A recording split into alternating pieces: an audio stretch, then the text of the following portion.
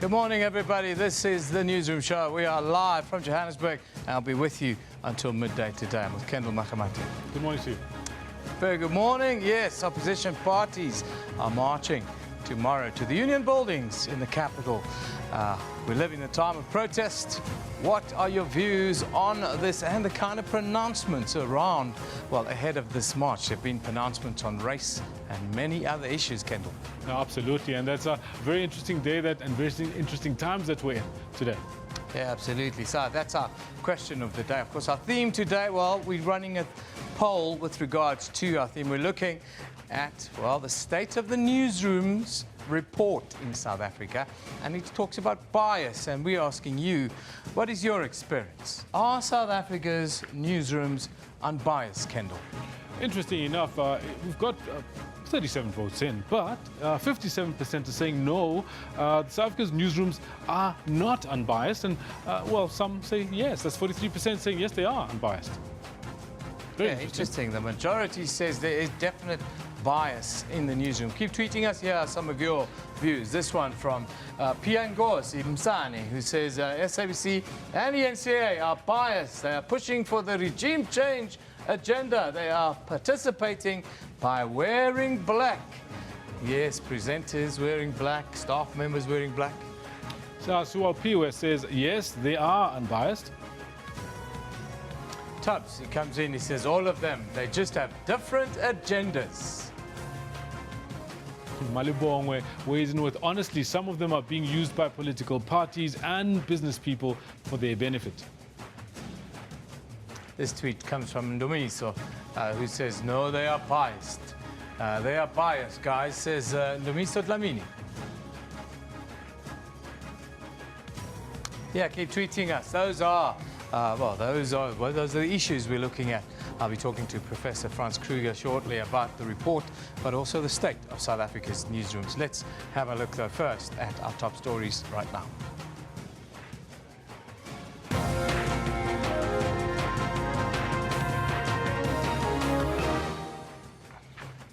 National Assembly Speaker Baleka Mbete has until 4 p.m. today to respond to the Constitutional Court in a matter in which the UDM is trying to have next Tuesday's vote of no confidence held in secret. Police Minister Fikile Mbalula, together with the Acting National Commissioner of Police Khomotso Patlani, are expected to brief the media on security-related matters following, well, ahead of protests to be held in Pretoria tomorrow. Then unions representing bus drivers have given their employers until this afternoon to engage them if the looming nationwide strike is to be averted.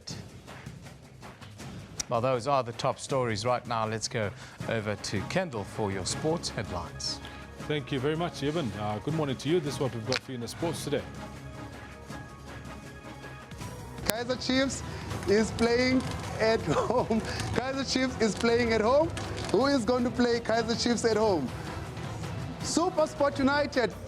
With Jomo Cosmos, the only non-PSL side left in the Nedbank Cup, the match of the quarterfinal draw will pit SuperSport United against Kaizer Chiefs.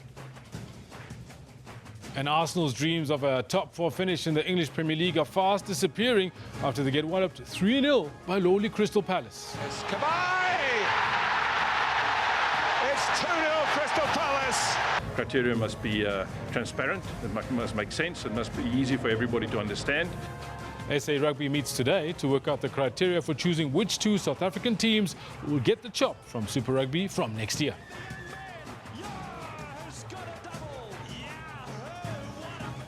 All this and more I've got for you later on at 10:40. For now, it is back to Evan, who's got the news. Yeah, hello again. Our top story right now, National Assembly Speaker Baleka Mbete has until 4 p.m. today to file her response to the Constitutional Court in a matter in which the UDM is trying to have next Tuesday's vote of no confidence held in secret. The UDM approached the court yesterday. Mbete rejected a request by the party for a secret vote last week. This after she agreed to reconvene Parliament at the request of several opposition parties to debate a vote of no confidence in President Jacob Zuma.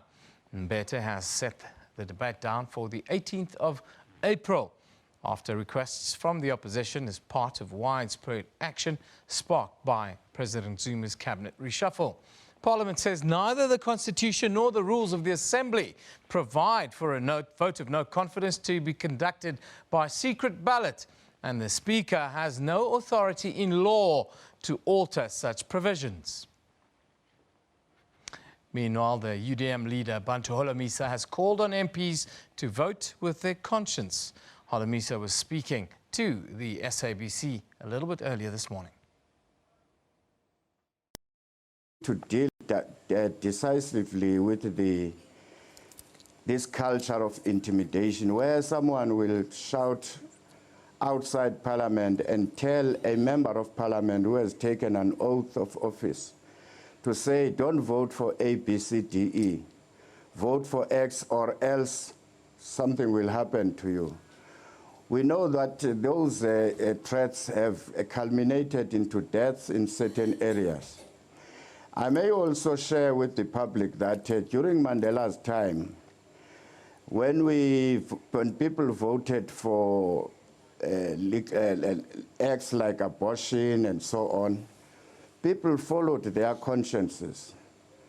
There was no instruction in the caucus to say, you need to vote, all of you, for the abortion. For ANC today to say, if you don't vote for Zuma, we will remove you from Parliament, we will do A, B, C, D, E. I hope that the Constitutional Court will pronounce on these threats which we are seeing in this country, where people threaten other citizens as if they don't have a right in terms of our Constitution.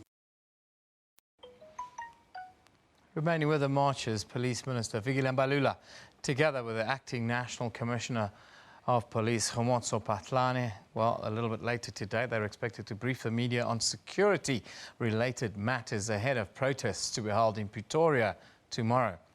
Meanwhile, opposition parties say they are ready to march to the union buildings in Pretoria tomorrow. This as the call for President Jacob Zuma to step down continues. It follows President Zuma's cabinet reshuffle, which led to the country's credit rating being downgraded. Political parties, along with civil society groups, will march together this time round. Organisers say the march will be peaceful. Of course, that's our question of the day. We're asking you to, well, tell us, what is your expectation ahead of this march? A lot have been said, racial rhetoric being thrown into the mix amongst other murmurs being heard ahead of this march. We'll be bringing you live rolling news of the march tomorrow, as well as analysis as to the state of, well, politics in South Africa. Moving on, new Finance Minister Malusi Gigaba has called for unity within the ANC. He urged members to halt the attacks on one another. Gigaba further added that a time is right for the majority to now be included in the economy of the country. He was delivering a Chris Hani Memorial Lecture at the Boksburg Civic Centre last night. A call for unity. Minister Gigaba says a united South Africa will not be achieved unless the ANC is united.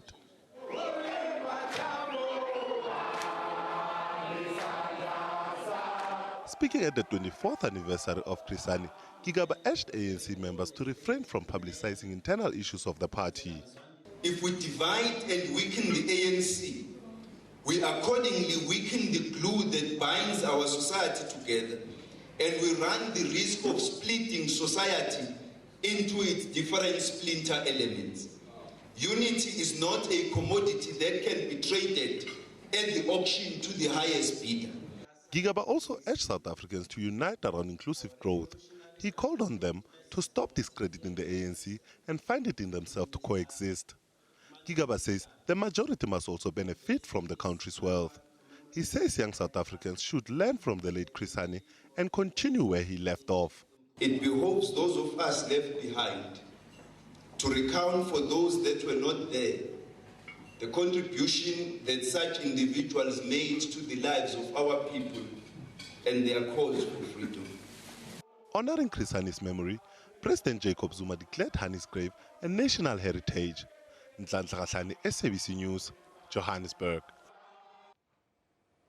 Unions representing bus drivers have given their employers until this afternoon to engage them if the looming nationwide strike is to be averted. Thousands of drivers are preparing to go on strike tomorrow after wage talks with their employers deadlocked once again. Bus drivers want a 15% wage hike. They also want to be paid overtime for working on Sundays and public holidays. The unions say the majority of drivers are forced to work 16-hour shifts and earn less than 5,000 rand a month. NUMSA has called on the Transport Ministry to intervene in the matter, as it could affect the entire country if a national bus strike is called for. Now, the Transport Department say they're aiming to reduce road fatalities by 50% this coming Easter weekend. Transport Minister Joe Maswanganyi and his deputy Sindisiwe Chikunga will visit the Wanderers taxi rank in the Johannesburg CBD this morning to encourage taxi operators to prioritise road safety over the long weekend. The department says the aim of the visit is to drive the road safety education awareness and enforcement plan ahead of the long weekend. Minister Maswanganyi and Deputy Minister Chikunga's activities will focus on passengers. Meanwhile, SANRAL says most major highways in the country are in excellent condition and road users will encounter only limited construction activities during the coming Easter holiday period. The Easter weekend is traditionally a period when there is a spike in traffic on most major national and provincial highways. Historically, peak traffic times over the weekend are mostly on the Thursday before the long weekend and then on Easter Monday. A 5-year-old boy has been stabbed to death in what is believed to be an alleged satanic attack. The incident that happened in Orlando East in Soweto has left residents shocked and angry. The suspect is expected to appear in the Orlando Magistrates Court later today. A mother's worst nightmare. This, the body of her 5-year-old son, Renox Mungwe. He was allegedly murdered by a community member. His father was left traumatized. Members of the street committee called me quickly. I got here and saw many people outside my yard. Little did I know that this happened. It is alleged the 21-year-old man grabbed the 5-year-old boy while he was playing here, slaughtered him and drank his blood in full view of some residents. Community members here say they are tired of the crime in the area. We don't want him here. We are mothers. What happened here hurt me too. The devastated Mungwe family hope for swift justice. Lopang Alamu, SABC News, Orlando East in Soweto. Don't forget our question of the day. Of course, you guys are tweeting us on it already. Of course, we're talking about this one on screen, and that is ahead of the march today. We've heard a lot of racially polarizing rhetoric coming out in the marches. Are you allowed to insult the dignity of even a sitting president when you are marching? Of course, a rather racial discussion ahead of the opposition parties who are marching to the union buildings tomorrow. Let's take a quick look at what you guys are telling us. Lechasa tweets us, he says, I really appreciate what opposition parties are doing tomorrow, but the EFF will spoil the day by causing violence and insults, says Lechasa. Aronov says, Newsroom put South Africa deeply into economic recession. Nobody's working, and this is the real reason why it's junk status here, is because people are marching. This one from Siafana, who says, now is the time for President Jay-Z to step down. Yes, that's of course why people are marching tomorrow to the union buildings. Collins Ntelele says, besides protests, we need a prayer to ask Zuma to help us put aside Jacob Zuma, Jesse Duarte, pretty much the entire top six is Collins Ntelele. This one from Temba, he says, even me, I will be there. SABC Newsroom, I will be marching, says Temba Tlaki Shabangu. Yeah, tell us what you'll be doing there tomorrow, of course, at the march to the Union buildings. This very show will be live throughout that march. We'll be dipping in and out of it.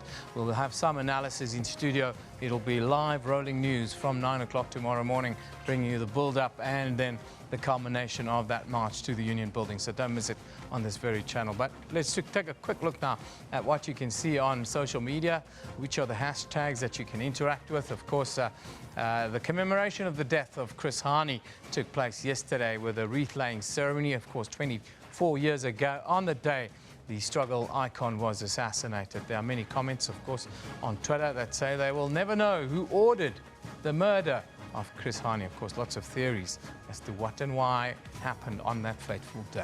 Then the Gupta family are once again the topic of conversation following, well, these pictures, the spotting of this military vehicle nearby their Saxonwold home. But the armoured vehicle has since been removed. The hashtag that everyone's talking about this is Guptas. Then in some news from today, Henry van Breda, who is accused of murdering his parents and his brother with an axe in their Stellenbosch home in 2015. Well, he's expected back in the Cape Town Magistrates Court, but on charges of being in possession of dagga.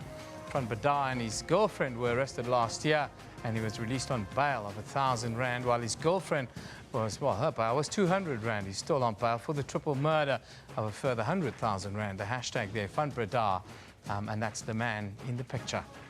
Then, of course, there's the Patco and My City bus strike taking place today. Please be sure to find alternative transport if you are a regular user of these services, and follow social media channels. They keep you updated what's happening there.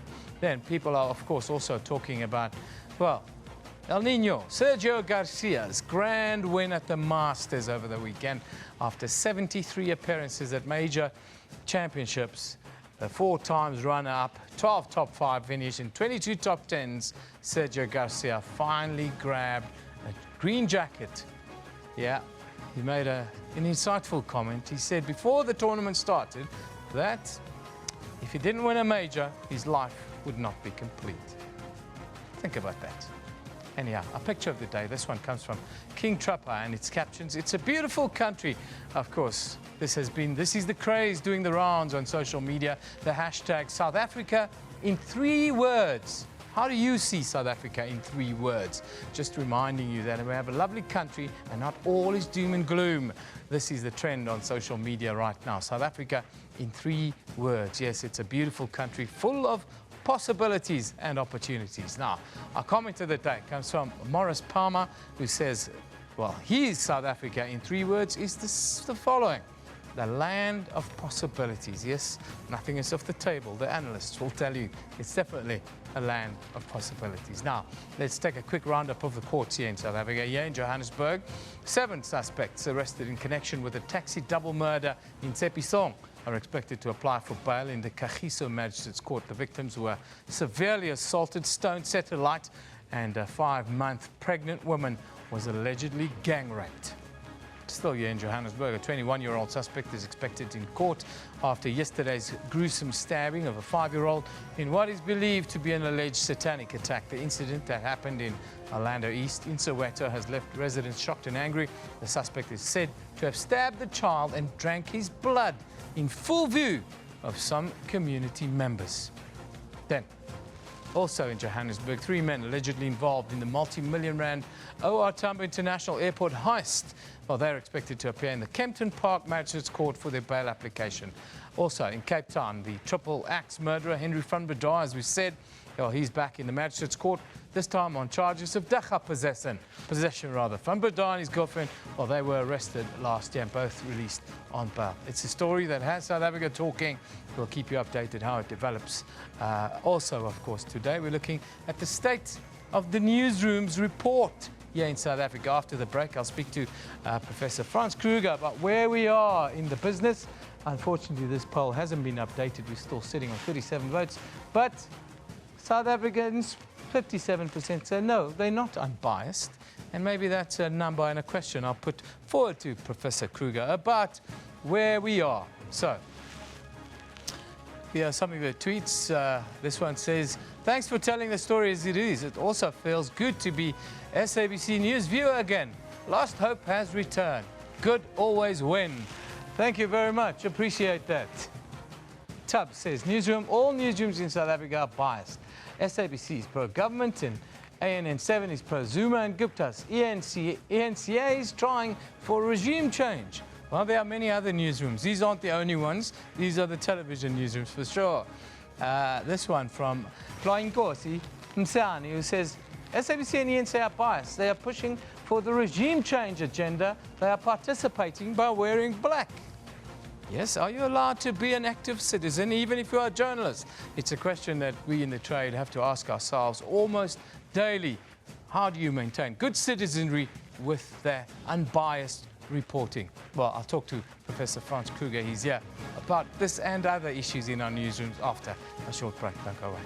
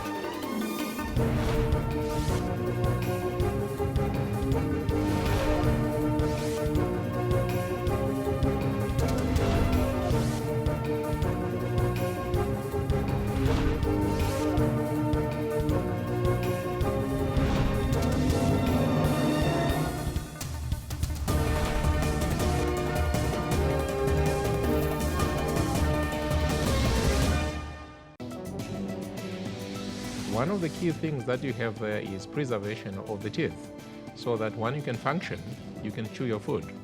And if they are not taken care of properly, you can lose them.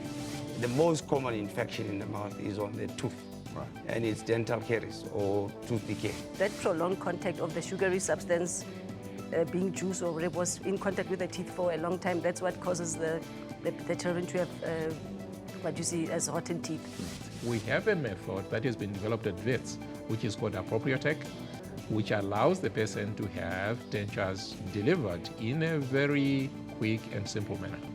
Join Health Talk every Saturday for all your health news.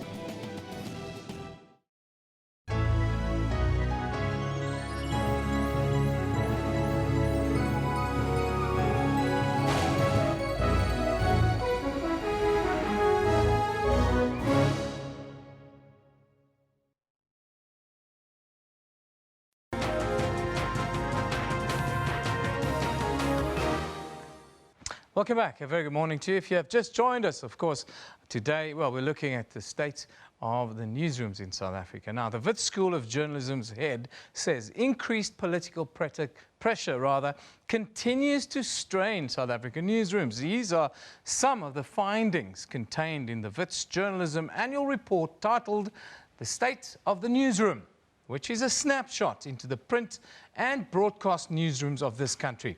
Now, the latest report covering 2015 and 16 looked at the challenges of producing quality and independent journalism in an age of what they call new editorial order. Now, to talk a little bit more about the report, we are joined by the Wits School of Journalism's head, Professor Franz Kruger. Very good morning to you, Prof. Thanks for being with us. Good morning. It's great to be here. Increased political pressure straining our newsrooms. Can you just widen the scope of that discussion for us? Well, I think journalism is always, in the firing line wherever politics get complicated. And I mean, you were showing earlier on the responses to your Twitter poll about bias in the newsrooms. Yes. And it was very interesting to me to see how polarized, in fact, those views are.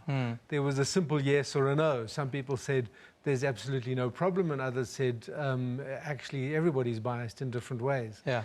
And so I think that journalism reflects that kind of polarization that we have, that we're seeing in South Africa. And I think for many people, it is a question that journalism needs to be held accountable or take responsibility for some of those tensions. I don't think that that's right, but certainly it leads to pressures on newsrooms. It leads to pressures on journalists of various kinds. And unfortunately, that is the situation that we've seen for several years now. And particularly this very difficult political year, I think things are not necessarily going to get very much better. So there are lots of political pressures, I think, particularly from the ruling party, but also from other sides. I mean, we've seen pressures from players in the Fees Must Fall movement, students who've been unhappy about things that the mainstream media particularly have said. So there are pressures from all kinds, all sides, really. Yeah, it's an interesting time. Before we go to the political stuff and of course how the game is changing, I want to just talk about what's happening in our newsrooms in the last decade or so. We've seen this written about at length, the juniorization of staff and all this kinds of things. In your big overview, do you see South African newsrooms in general being in a healthy state? Well, they're not as healthy as one would like. I mean, I think that we should be careful of doom and gloom scenarios. There's still some very good work being done and some excellent journalism that makes its way into print and onto other platforms. But clearly things are not as healthy as they should be. And you talk about the last decade. I mean, what we've seen, and this is one of the themes that our report really tries to track, what you've seen is audiences moving online, and therefore the business models that sit behind particularly print journalism, to a lesser extent broadcasting, but certainly print journalism very strongly, those business models coming under severe strain. So I mean, that's the fancy way of saying the newspaper companies are running out of money, which means that jobs have been cut. We've seen lots of retrenchments. You've seen jobs, vacancies not replaced. And I mean, sometimes people use this phrase, juniorization. Certainly, the depth is often not there, and that is a direct result of the way in which audiences have gone to new media, which in many ways is a very positive thing. Yeah. You know, that it adds to the discussion, it adds to the range of voices and so on. But certainly, from a business point of view, it has put real strain on journalism, and it is a real worry, which I think as a society we have to confront and think about. Yeah, with the financial pressures obviously come the questions around editorial freedom and the like, and we see it played out in South Africa in the last little period. Exactly, and I mean, you refer to the new editorial order that we've labelled as such. I mean, one of the themes in the report that interested us, as well as the South African National Editors Forum, and we teamed up with them somewhat, is we try to understand the pressures that mainstream editors are feeling from their managers, from the companies. Yeah. Because of the financial pressures, they're being put under pressure to direct their journalism in particular ways that help the bottom line. People can access the report quite easily online on our website, journalism.co.za.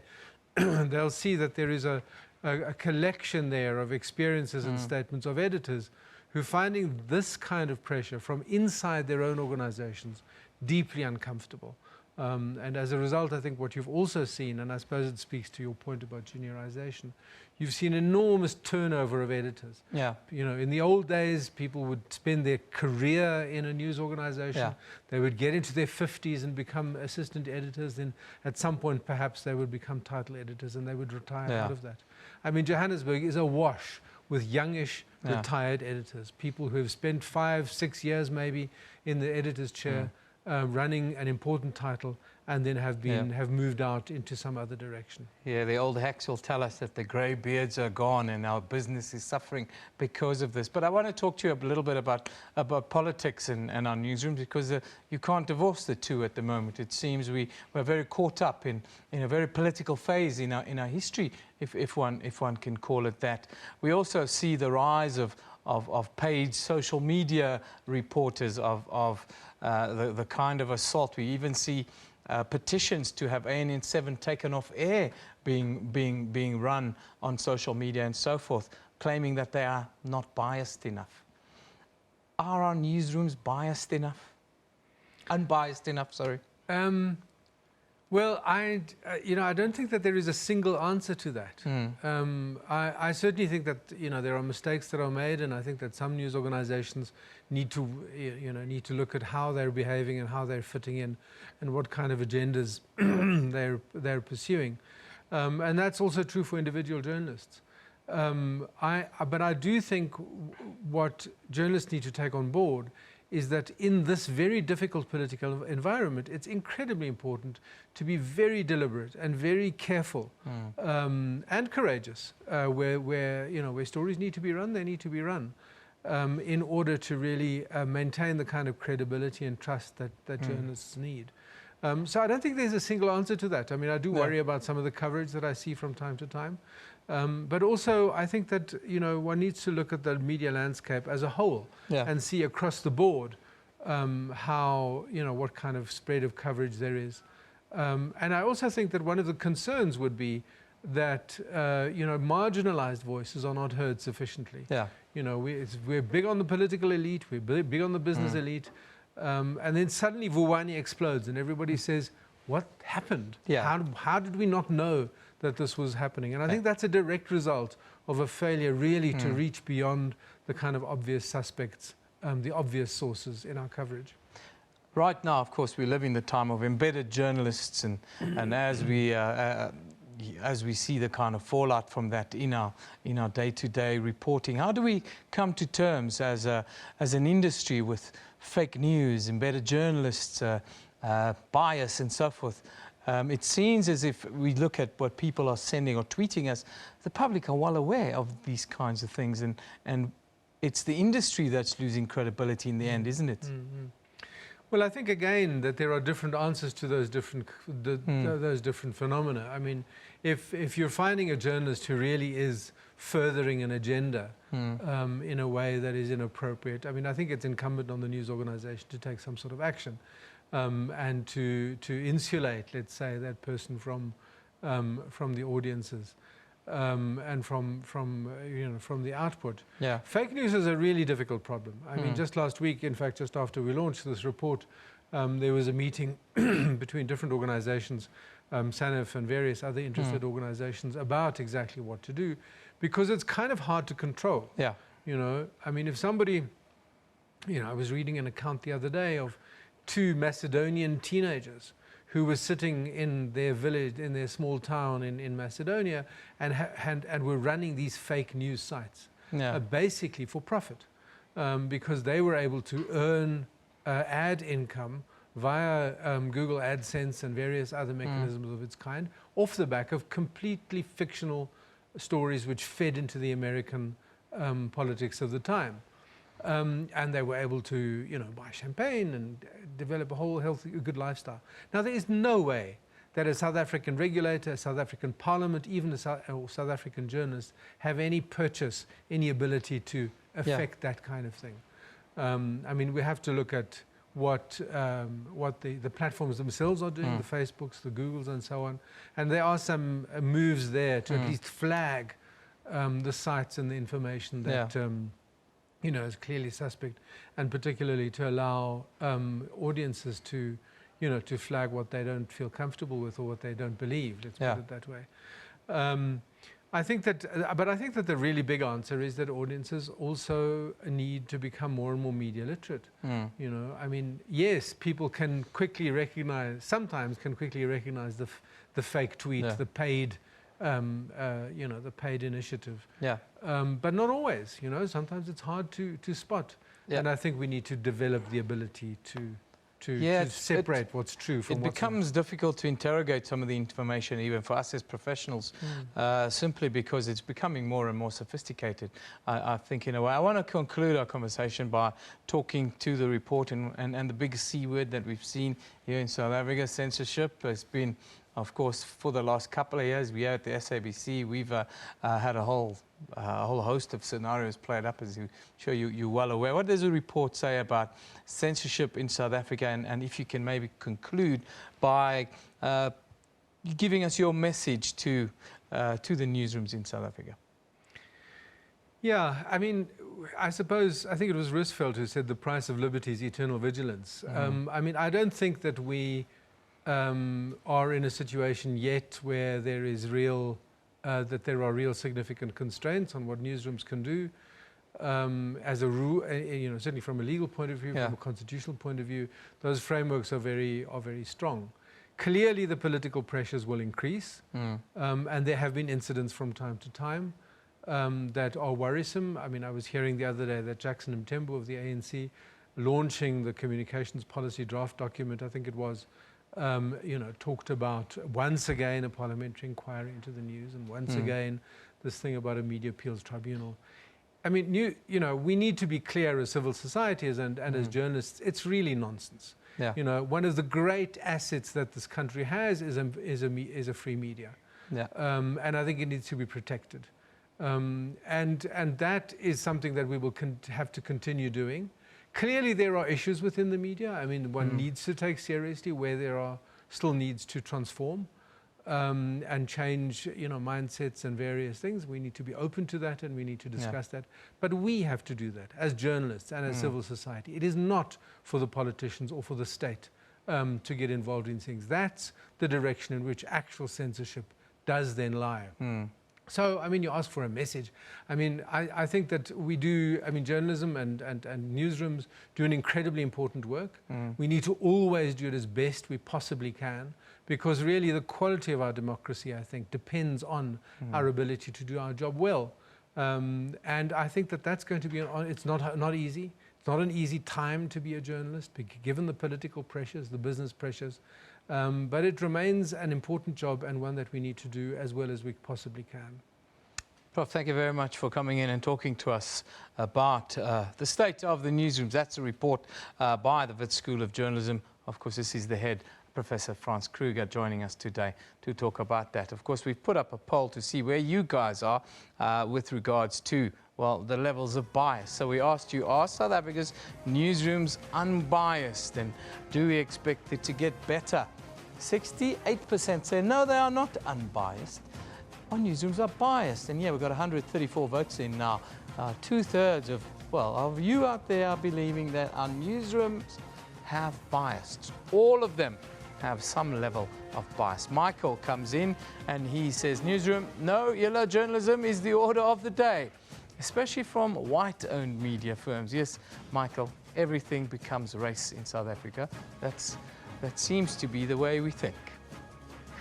Lawrence Bailey says, newsroom, Urban, SABC is a state-owned enterprise, so are you guys obliged to be pro-government even though our country is in turmoil? No, we are not obliged to be pro-anybody, Lawrence. Tubbs says, all of them, they just have different agendas. Those are your tweets. Keep it coming. The conversation will continue throughout the rest of the morning, but let's quickly take a look at the front pages from around the world quickly. We'll start in New York with the Wall Street Journal, and it reports that the partisan conflict over Neil Gorsuch, President Donald Trump's nominee to the Supreme Court, already has left a political legacy on the federal judiciary there. Down in Australia, the Australian reports that the Shadow Treasurer Chris Bowen remains the National Disability Insurance Scheme is fully funded, despite the charity to be headed by Julia Gillard declaring that the $22 billion National Disability Insurance Scheme will fail the mentally ill and cost more than projected. Not only in South Africa do we have these discussions. Then, in Europe, the Times reports that a life-ending breast cancer drug rejected as too expensive for England and Wales is to be made available to Scottish patients. Well, we are not alone in our divisions. We're going to take a short little break. When we come back, we'll continue the discussion around the state of our newsrooms report. Don't go away.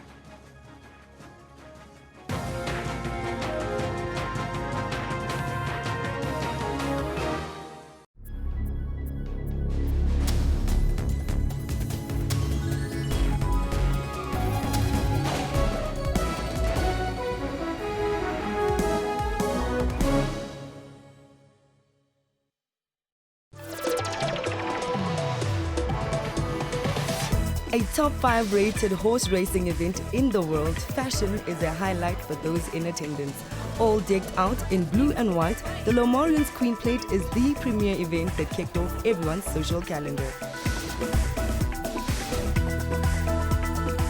was all part of my master plan to cast John Legend, but deprive him of his normal instrument and give that one to Ryan. The House of Truth is not just a name. It is a religion. It is a lifestyle. It is a conviction that drives us. What really excites me is how people have kept it very simple and also played with the theme, and how each person has interpreted it in their own way. To stay updated with all the current entertainment news, tune into Trends every Saturday from 12 to 1.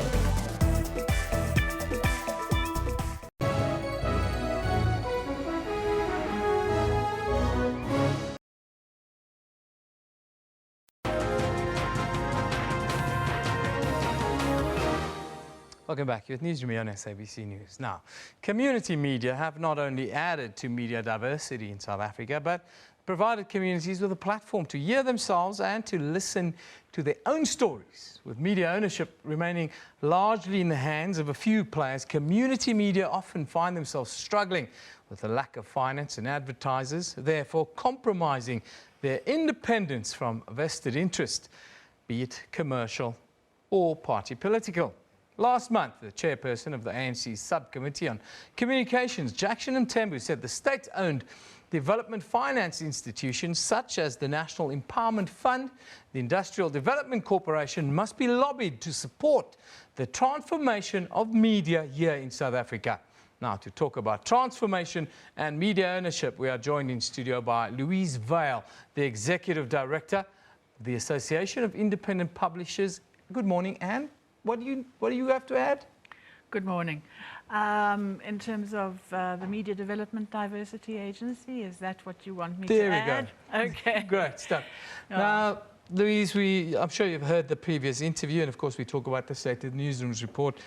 Before we get there, of course, we've heard the calls for media to be regulated and transformed here in South Africa. Firstly, how do you view that call, and do you support that call? May I go back and just describe the community media sector a little bit, given that there is a great deal of, or a great lack of information around the media sector. Just to say there are about 230 community radio stations in the country, about 300 community print media, and about 9 community TV stations. Print media reaches 24 million people a month. Community radio reaches 9.5 million and community TV is 16 million. So we're talking about a large audience and a large group of people out there. So just to put that in perspective, I think to mix up regulation and transformation, it's a bit, it's not the same thing. And I think if we talk about regulation, it's not regulation around editorial, but regulation around financial support and those kinds of issues. Because I think that one of the most untransformed sector of our society is the advertising sector, and the way that people look at audiences. I think it's also because people perhaps do not, or advertisers wrongly, do not value the readership and the listenership of the community media. They are primarily in rural and disadvantaged areas and are not necessarily the middle class. And I think that's a very neglected area of our society. And their voices, it's very important that they are heard and heard properly. So that's the issue around transformation and us being able to find out what on earth is going on in our country through bringing those voices up onto the national agenda. In terms of regulation, they're talking about advertising regulation. I think as long as it's moving towards some of the financial support for these community media. So it's not only political pressure, of course, there are financial pressures that we see both in both spheres of media. Right now, does our media really represent what is happening in our communities? I think that the community media try, but they are hamstrung by lack of resources. But I also don't think that we are getting it on a national level. I don't think we're getting that information at a national level, and therefore you're not understanding properly what is happening in this country as a whole. Do we see political pressure? Is there a ramp up of that kind of thing at community media level, or is it simply the financial pressures that you can see are being increased? No, there's always been political pressure. And I think as we come up for elections, there will be more political pressure. And I think it's a lack of maturity of the understanding of what communication and community print media is about. I think that,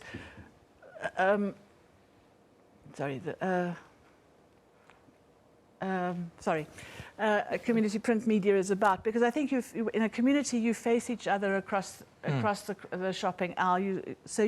Your relationships are not as often as confrontational as they are in a mainstream media or in the rural area. The urban areas. What would you like to see happen to minimize these kind of external interference or influences, if we can call it that, in our newsrooms? I think we must realize that particularly community journalists are very brave people and courageous people and will take on things. But there is both economic oppression and political pressure, and that they are brave, and that if we can become more mature in our attitudes and understand that being held accountable is not necessarily a negative thing. We see the rise of fake news, and I spoke to Franz Kruger a little bit earlier about fake news and how difficult it's become to police this. Within the community space, how do you guys come to terms with fake news? It's much more easy to undermine fake news coming out of a community, but I think that they struggle with the national type of fake news that people buy into. I think that's a problem in every community, in every area. The one thing that you mentioned a little bit earlier, of course, is funding, and funding being such a difficult challenge for community media in general. What would you like to see, and what kind of framework do you think needs to be put in place to overcome that challenge for community media? I think the idea of 30% of government funding going towards community media is a good idea, as long as the political pressure does not increase, and as I say, that is a matter of maturity. I think that advertisers private sector advertisers need to value all South Africans, and that would help. Yes, we could go to the NYDA or the National Development Fund or other places to get funds, but which one does it, the MDDA? But I think that we want to go beyond funding. These community newspapers and community radio stations are value added. We need them. Is there a danger of this kind of ad funding in the media space? Is it a danger of it becoming a political tool? It could become, yes. And I think that needs to become very clear that it cannot be used that way, although that may be idealistic. Yeah. And the future, just tell us the future of community media. What do you reckon the outlook? You think we're going to go back much more local going forward in South Africa? I think that the community media is growing. There's proof of that across the world, and I think there's proof of it here too. Community print particularly is a movable feast. It grows and it comes up and down, but it's growing all the time. So that is where we will get our news, our local news, and that is the future of print particularly. Well, Louise, thank you very much for joining us today. Louise Vale, Executive Director, the Association of Independent Publishers, and we're talking about community media and, of course, the state of the Newsroom's report from Wits University. In the next hour, we'll continue this discussion and have some others. But tweet us. You have been tweeting us. Of course, we've been looking at the specific poll where we're asking you, are South Africa's newsrooms unbiased? Where are we with regards to that poll, guys?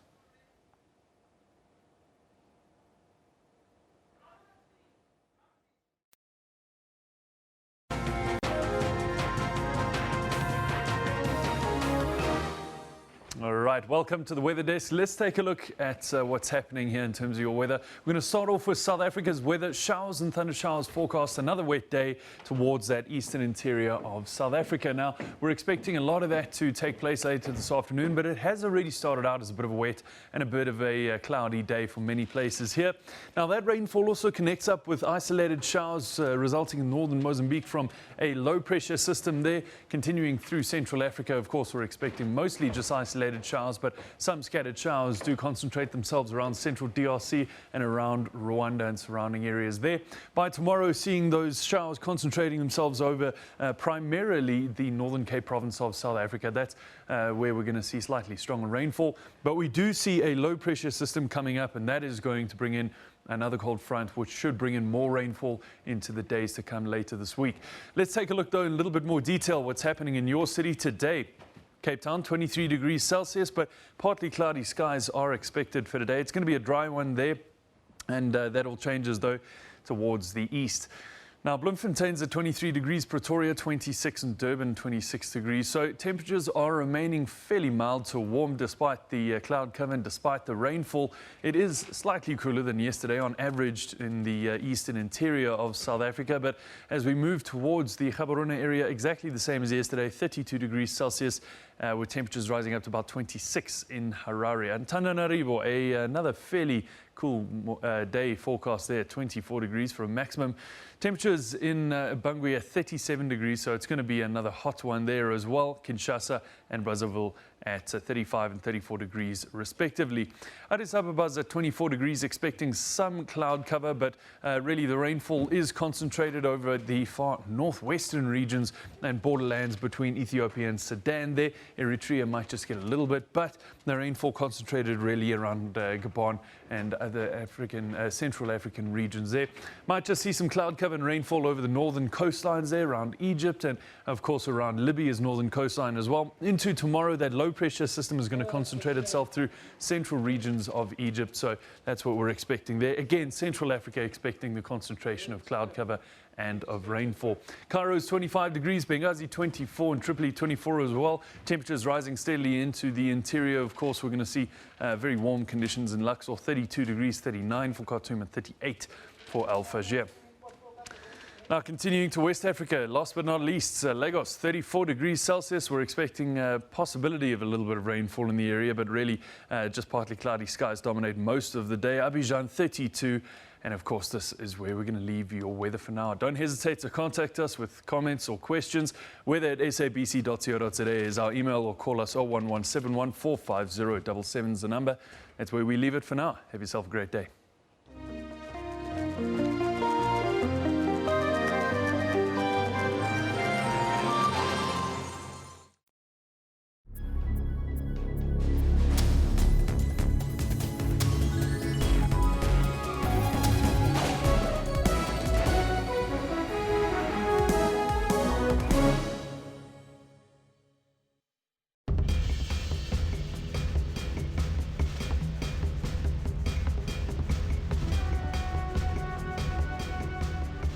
A meteorite hit the Earth 2 million years ago, creating an enormous impact of crater, about 10 kilometers in diameter, near Vredefort in the Free State, 100 kilometers southwest of Johannesburg, now known as the Vredefort Dome, a South African World Heritage Site. The meteorite is said to have been larger than Table Mountain and caused a 1,000 megaton blast of energy.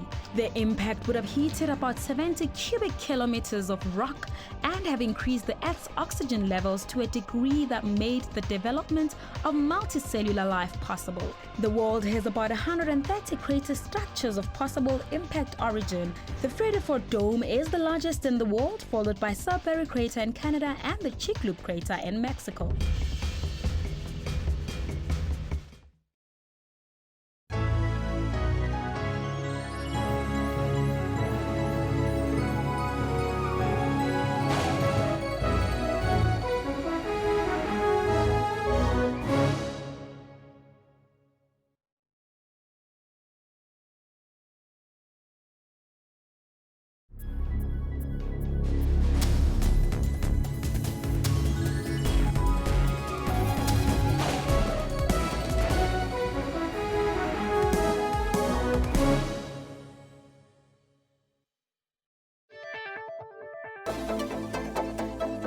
When cell phones get cut off, people say Mdluli was listening. Who are you? We have to approach Dennis Breitenbach, who was the prosecutor by then. The DA parliamentarian? That's correct. The one who was making halabaloo about me. There are allegations here that you abused the slush fund. What do you say to that? We don't have slush fund. I don't know about slush fund. I respect the fact that you cannot talk a lot about the Secret Service and all that.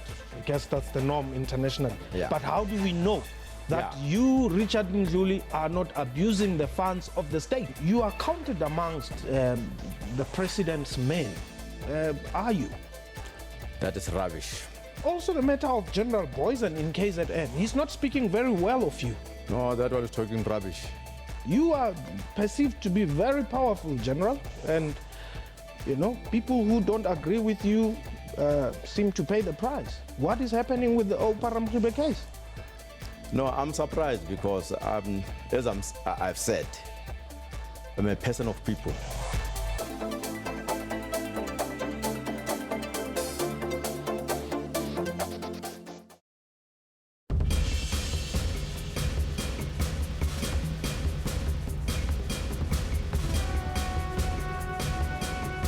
Did you know that hippopotamus are susceptible to sunburn and spend most of their sunny days with only their noses out of the water whilst the rest of their body is immersed in water?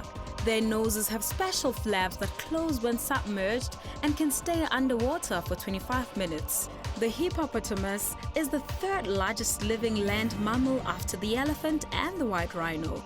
The hippo is 13 feet long and up to 5 feet tall, and the female weighs up to 655 kilograms. The hippopotamus is a grazer, eats up to 40 kilograms of grass at night, and it has a life expectancy of only 50 years.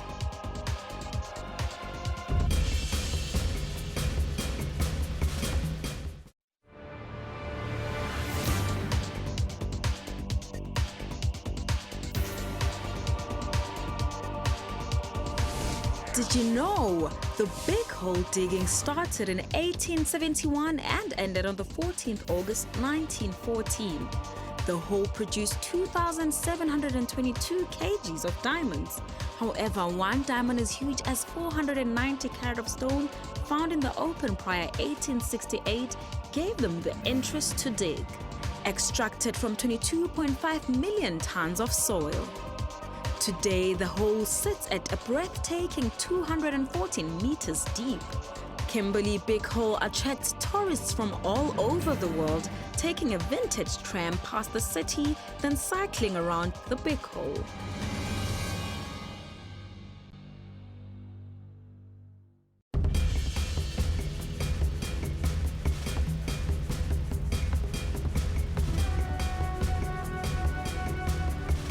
Did you know that Vilakazi Street is the only street in the world to have housed two Nobel Prize winners? Vilakazi Street in Orlando West, Soweto, southwest of Johannesburg in the Republic of South Africa, has been home to Nelson Mandela and Archbishop Desmond Tutu. Nelson Mandela's house was a modest family house from 1946 and still maintains those features. Archbishop Desmond Tutu still owns his house in Vilakazi Street since 1975 and often goes to stay there when visiting Johannesburg. Because of its popularity, the street has an influx of tourists.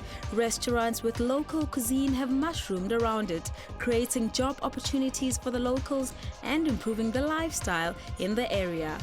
Orlando West High School in Vilakazi Street is known for its creative role during the famous 1976 uprising.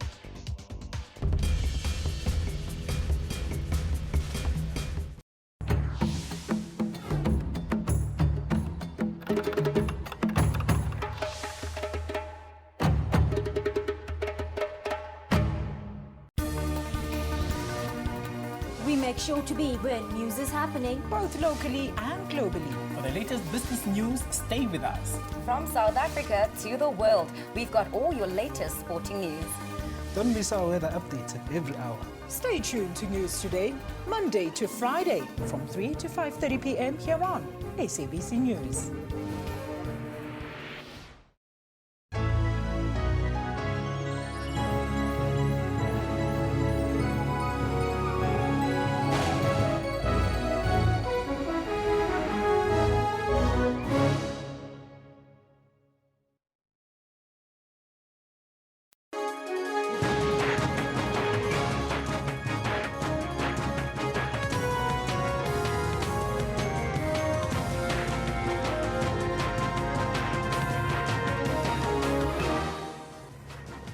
Yeah, welcome back, everybody. Very good morning to you. It's just gone 10 o'clock Central African time. Be with you for the next couple of hours, bringing you all the latest news and sport. I'm with Kendall Mahamate. Good morning. Of course, tomorrow there's another massive march to the union buildings, and we've asked you, position parties have come together. There's racial talk, racial dynamics to these marches. What are your views? Let's take a look what you guys are tweeting us. Of course, as South Africa prepares itself for another big march. Ronnie Boy Tobejani says, without SA, the political parties won't be there. So it's an important thing that they put their differences aside and unite for a common goal. Madisa Paul says it's a good thing and salute the opposition for being good to South Africa. Make SA great says, shows that South Africa is in crisis and it needs help. Fiela comes off Fila says, I'll be there. Let's keep it peaceful. Yep, that's the conversation. Mahafa Trump says, I really support the march as long as it's peaceful. Yeah, that's a sentiment shared by many South Africans, of course. Always fears that these matters can deteriorate. We'll bring you a live and rolling newscast tomorrow of that march and, of course, analysis as matters develop there from about 9 o'clock in the morning. Of course, we're also running a poll and we're asking you about the State of the Newsroom's report. Now, it says that, well, there's an increase in political interference and a danger thereof in all our newsrooms in South Africa, Kendall. Yes, and that's why we're asking you that question at home. Are South Africa's newsrooms unbiased? And we've got a whole lot more votes than we had in the first hour. 143 have come in so far. And the overwhelming majority say no, they're not unbiased. No, they are unbiased, is what he's saying. Which means no, they are unbiased. That is true. Matisse Paul says, investigative journalism is lacking and needs to be prioritized. Yes, who pays for that, Matisse? Do we have a market for that? These are the questions that newsrooms have to ask themselves. Oh, Lechasa finally comes in. Been waiting for his tweets all morning. He says all of them are biased. Oh, well, that's what comes out of the report as well. Christian Kleinert says, I find SABC News most neutral and objective. I thank you, Christian. This man is a sober viewer. ANN7 is pure propaganda and aim to be divisive. I can't afford ENCA. That's only for the rich, he says. They represent the interests of the rich, says Christian Kleinert. Anyhow, that's the state of the newsrooms. Keep telling us what you think with regards to it. I'll take a look back at all of that as we develop. Time for myself and Kendall, though, to take a look at our top stories.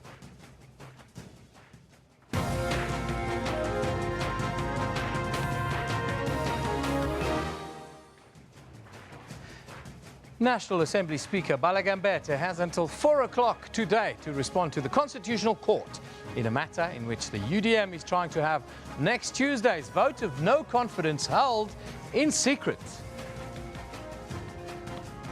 Police Minister Vigi Lembalula, together with the Acting National Police Commissioner Khomotso Patlane, are expected to brief the media later today on security-related matters ahead of protests to be held in the capital tomorrow. Then, unions representing bus drivers have given their employers until this afternoon to engage them if the looming nationwide bus strike is to be averted. Well, those are your top stories right now. Let's go over to Kendall to have a look at what's happening in the world of sports. Evan, thank you very much. Good morning to you. Quite a lot happening in the world of sports. Here's what we've got for you for today. Kaizer Chiefs is playing at home. Kaizer Chiefs is playing at home. Who is going to play Kaizer Chiefs at home? SuperSport United. With Jomo Cosmos, the only non-PSL side left in the Nedbank Cup, the match of the quarter-final draw will pit SuperSport United against Kaizer Chiefs. And Arsenal's dreams of a top-4 finish in the English Premier League are fast disappearing after they get walloped 3-0 by lowly Crystal Palace. It's Kabay! It's 2-0 Crystal Palace!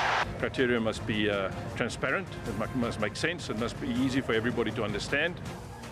SA Rugby meets today to work out the criteria for choosing which two South African teams will get the chop from Super Rugby from next year.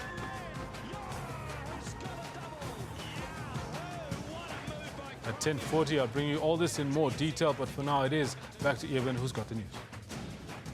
Yeah, thank you very much, Kendall. Now, National Assembly Speaker Baleka Mbete has until 4 p.m. today to file her response to the Constitutional Court in a matter in which the UDM is trying to have next Tuesday's vote of no confidence held in secret. The UDM approached the court yesterday. Mbete rejected a request by the party for a secret vote last week. This after she was agreed to reconvene Parliament at the request of several opposition parties to debate the vote of no confidence in President Jacob Zuma. Mbete has set the debate down for next Tuesday, the 18th of April, after requests from the opposition as part of widespread action sparked by President Zuma's cabinet reshuffle. Parliament says neither the Constitution nor the rules of the Assembly provide for a vote of no confidence to be conducted by secret ballot, and the Speaker has no authority in law to alter such provisions. Meanwhile, UDM leader Bantu Holomisa has called on MPs to vote with their conscience. Holomisa was speaking to SABC News a little bit earlier today.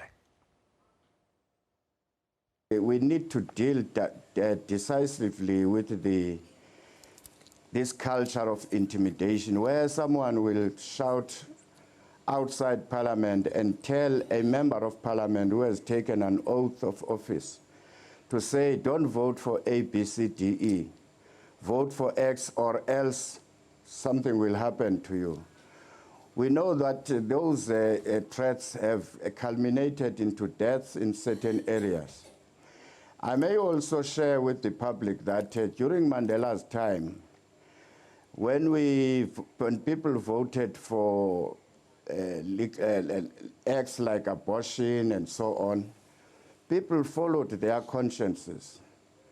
There was no instruction in the caucus to say, you need to vote, all of you, for the abortion. For ANC today to say, if you don't vote for Zuma, we will remove you from Parliament, we will do A, B, C, D, E. I hope that the Constitutional Court will pronounce on these threats which we are seeing in this country, where people threaten other citizens as if they don't have a right in terms of our Constitution. Now, remaining with the marches, Police Minister Fikile Mbalula, together with the Acting National Commissioner of Police, Khomotso Patlane, are today expected to brief the media on security-related matters following protests or ahead of protests to be held in Pretoria tomorrow. Meanwhile, opposition parties say they are ready to march to the union buildings. This says the call for President Jacob Zuma to step down continues. It follows the president's cabinet reshuffle that led to the country's credit rating being downgraded.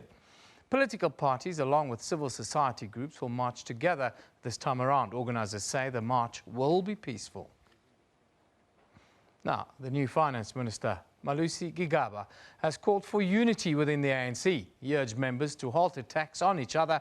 Gigaba further added that a time is right for the majority to now be included in the economy of the country. He was delivering a Chris Hani Memorial Lecture at the Boksburg Civic Centre last night. A call for unity. Minister Gigaba says a united South Africa will not be achieved unless the ANC is united.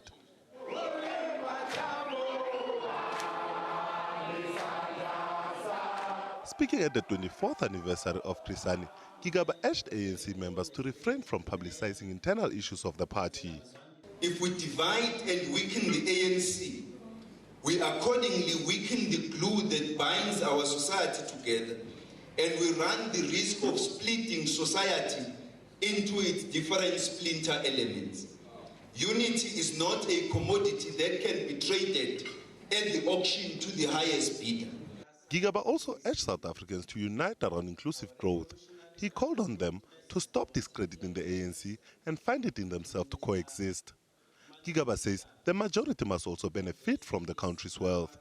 He says young South Africans should learn from the late Chris Hani and continue where he left off.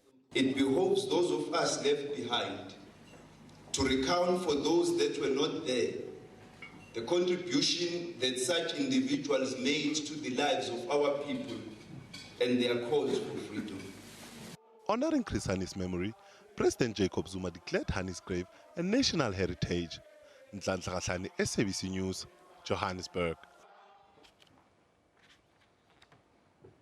Now, of course, if you've just joined us, President Jacob Zuma is visiting the Western Area Agri Park in Bekkersdal as part of revitalizing and transforming the agriculture as well as rural economy. Now, reporter Aldrin St. Pierre, he's there. Very good morning to you, Aldrin. Thanks for being with us. Just give us an idea, what's the President's business in Western Area today? Well, yes, the President is expected to do a site visit here at the Agri Park in Western Area in Bekkersdal. It is an initiative by the Gauteng Rural Development as well as the Department of Land Reform. So it's one of those initiatives that government has been looking into, and how do you make sure that you get more black farmers into farming, and how do you make sure that people start benefiting from farming instead of the current status quo. So this is just one of those initiatives that the President will be looking into, and of course the site visit. And if you look in the tent at the moment, the marquee that has been set up, that's where the President will be delivering the keynote address, and we expect various officials from government to be part of this. But also part of these are people who are quite interested in farming, and one of those people is Jacques van Buren, who joins me right now. They've come up with an interesting initiative, I have to say, and we're speaking now about how uniquely South African it is, what you guys have come up, which is right behind you. Just explain to us what it is. Hi Aldrin, it's called hydroclimaponic, and it's a vertical hydroponic system where we control the microenvironment of each individual plant. Quantities is about 5 times more than what you normally would put in a normal hydroponic system, and about 17 to 20 times more than open land farming. Other benefits that you've got is we use about 5% of the water that you normally use in open land farming. So the resources are used very, very efficiently. And what you find interesting about this is the approach to go vertical instead of horizontal. Yes, the reason why you need to do that is to get the volumes in. You know, at the end of the day, agriculture these days has to turn to technology to become more cost effective. And if you turn vertical, it means you can get 5 times and even more, sometimes up to 8 times more produce per square meter than in normal hydroponic tunnels. And what I've realized as well is that with this system, with this hydroponic system, you lose less soil as well instead of the conventional way of farming. Yeah, there's square meterage on the ground. It's very little that you need to use. It's very effective. You know what your outcome would be because you can control the environment of the plant. So you need to be, or you will have to be, more successful than normal open land farming. Tell us about the type of crops that you can grow in these. We've tested well over 70 different types of produce that you can do, mostly your leafy vegetables, all your lettuces, also herbs, even flowers. Recently we did some brinjals, as well as,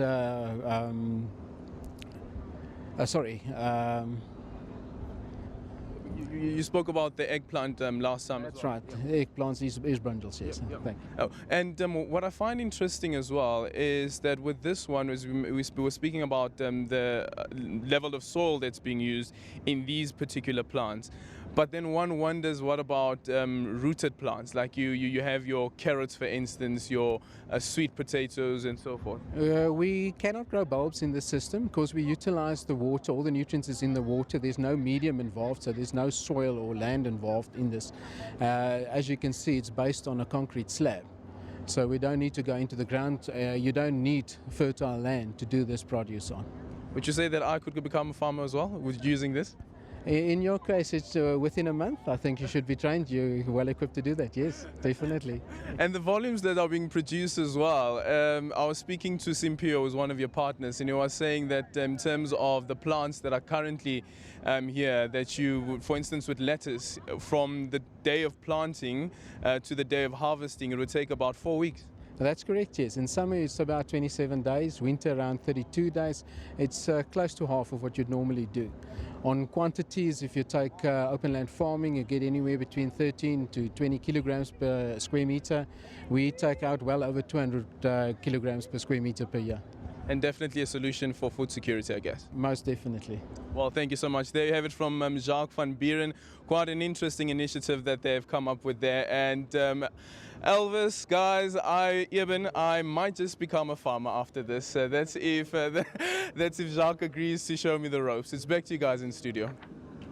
Yeah, thank you very much. Aldrin Samper, he's coming to you live there from the Western Area Agri Park in Beckersdale, of course, awaiting the president's arrival there. We'll be back there a little bit later. Now, we move on to a story that affects millions here in South Africa. Unions representing bus drivers have given their employers until this afternoon to engage them if the looming nationwide bus strike is to be averted. Now, thousands of drivers are preparing to go on strike tomorrow after wage talks with their employers deadlocked. Bus drivers say they want a 15% wage hike. They also want to be paid overtime for working on Sundays and public holidays. The unions say the majority of drivers are forced to work 16-hour shifts and earn less than 5,000 Rand a month. NIMSA has called on the Transport Ministry to intervene in the matter, as it could affect the entire country if a national bus strike is called for tomorrow. Now, Scopa in the Northwest provinces slammed the municipalities of Ditsobotla and Lekwetemane for using an estimated 4 million Rand of its employees' medical and pension deductions to pay off its debts. The Ditsobotla municipality is owed 338 million Rand in rates and services. These illegal deductions have caused hardships for many workers who have not received their pension payouts. The South African Local Government Association says the practice is related to a lack of qualified and skilled personnel within these municipalities. Scopa has meanwhile asked the Ditsobotla and Lekwetemane municipalities to appear before it to account for these illegal actions, they say. A 5-year-old boy has been stabbed to death in what is believed to be an alleged satanic attack. The incident that happened in Orlando East in Soweto here in Gauteng has left residents shocked and very angry. The suspect is expected to appear in the Orlando Magistrates Court today. A mother's worst nightmare. This, the body of her 5-year-old son, Renox Mungwe. He was allegedly murdered by a community member. His father was left traumatized. Members of the street committee called me quickly. I got here and saw many people outside my yard. Little did I know that this happened. It is alleged the 21-year-old man grabbed the 5-year-old boy while he was playing here, slaughtered him, and drank his blood in full view of some residents. Community members here say they are tired of the crime in the area. We don't want him here. We are mothers. What happened here hurt me too. Stated Mungwe family hope for swift justice. Lopang Alamu, SABC News, Orlando East in Soweto. Now moving to the continent, the African Union High-Level Panel on Sudan has welcomed the commitment by all stakeholders to ensure the inclusivity of the expanded government, both at national and state levels, and the expansion of the national legislature, as well as the constitution-making process. This follows the AUHIP's visit to Khartoum, led by former president and chair of the panel, Thabo Mbeki. The panel oversees the implementation of the outcomes of the national dialogue. It met with leaders and representatives of other political parties and civil society, including Imam Sadiq Al-Mahdi, the leader of the National UMNA party. All stakeholders emphasized the need to adhere to the roadmap agreement of March 2016. President al-Bashir reassured the panel of his commitment to enhancing the inclusivity and implementation of the agreements. He further reaffirmed his commitment to further meetings called by the panel. The panel, under the leadership of former President Mbeki, proposed that the High Implementation Committee should meet to discuss the implementation of the national dialogue outcomes. Meanwhile, former President and chair of the panel has also called upon Sudan's People's Liberation Movement, Justice and Equality Movement, Mini Minawi, to renew their commitment to end hostilities. These agreements are necessary for ensuring the delivery of urgent humanitarian assistance to civilians in the conflict areas. Lehana Tsotetsi, SABC News. The Joint Command Operations Center of Syria has warned the U.S. against further military action in the war-torn country. Earlier, U.S. Secretary of State Rex Tillerson said Washington will hold to account all those who attack innocent people anywhere in the world. He was referring to last week's apparent chemical weapons attack by Syria.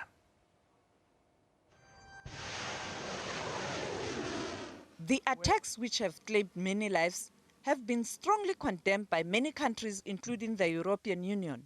In a joint statement, Syria's allies says the American aggression on Syria is a serious infringement of the sovereignty of Syria.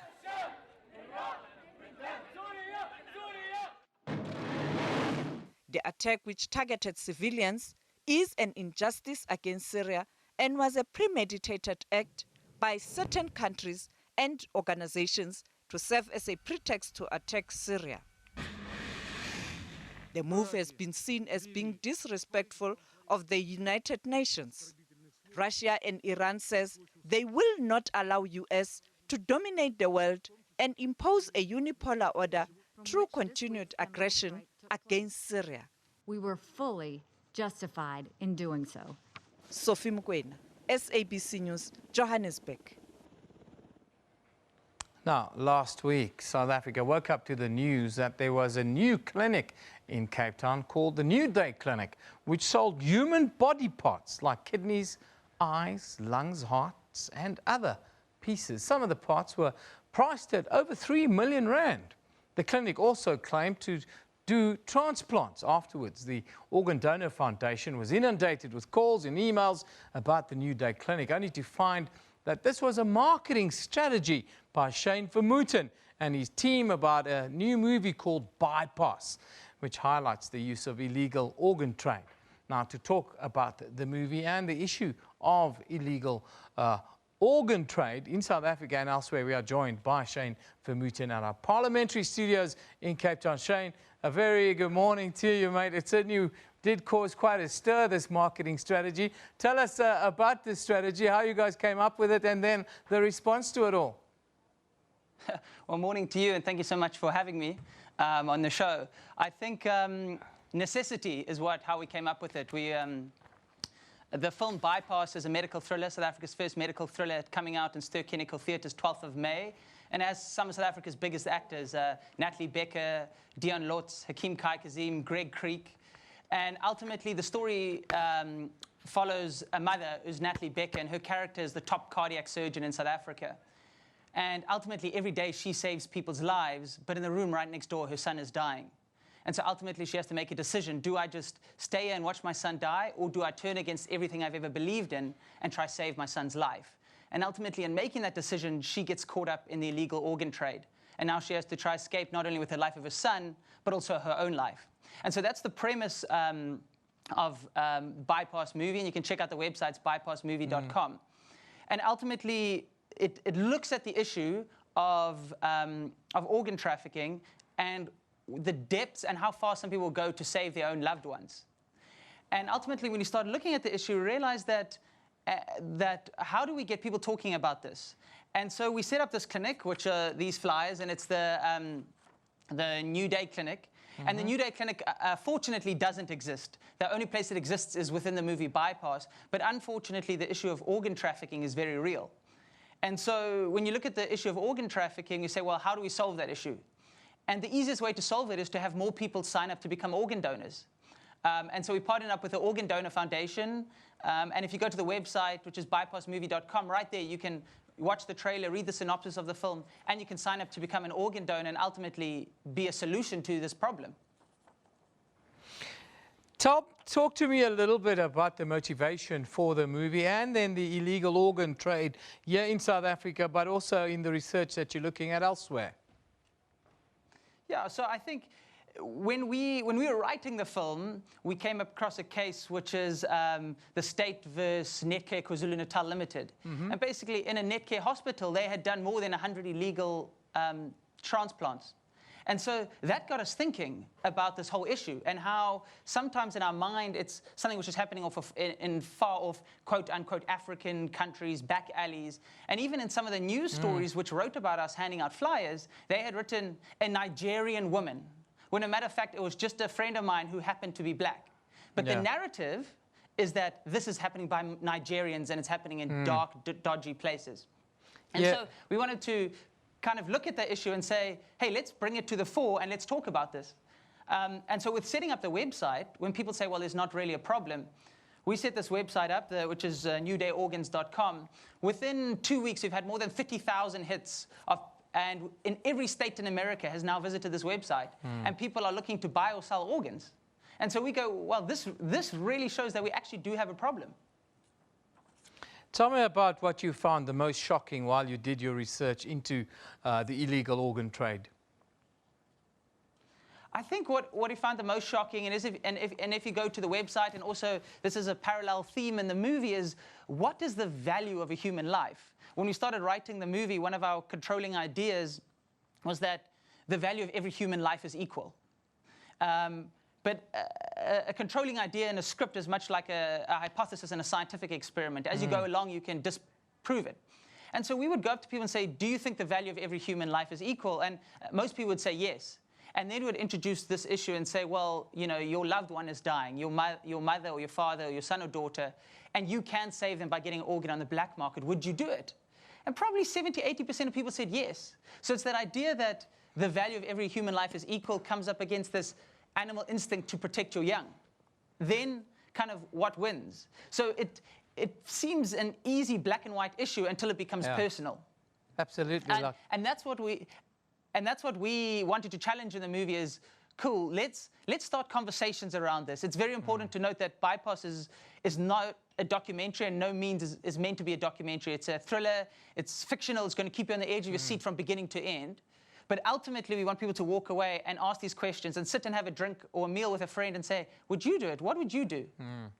Yeah, interesting one. Now that you have the information, of course, what would you tell those that are sitting there right now watching this telecast and thinking about buying an organ on the black market? Yeah, I don't think I'm in a position to speak to anyone. Like I said, because it's such a difficult personal thing. Yes, we know it's illegal and it's wrong and it's against the law, and no, we are not condoning it in any sense. But when you're not personally in that position, it's an easy black and white. But as soon as it becomes personal, it becomes a lot more difficult. And so they are very difficult people to speak to, and my heart goes out to the people who are in that situation. But what I can speak to is the people who are not in that situation, the people who are watching this who are not signed up to become organ donors. In South Africa, we, for our film research, claim it's less than 2% of the South African population are organ donors. The Organ Donor Foundation claim that's less than 0.2%. So for people who are watching this, please go visit the website. Again, it's bypassmovie.com, and go to the section which speaks about organ donation and sign up to become an organ donor. You can save 7 lives just by signing up to become an organ donor, and you're not going to need that body. You're going to, you're dead. So I think those are the people I'd speak to. Those are the people who can be part of the solution right now. What about cultural and religious sensitivities in some instances where corpses have to be intact and that sort of thing? There's a lot of that kind of thing around. You come across it?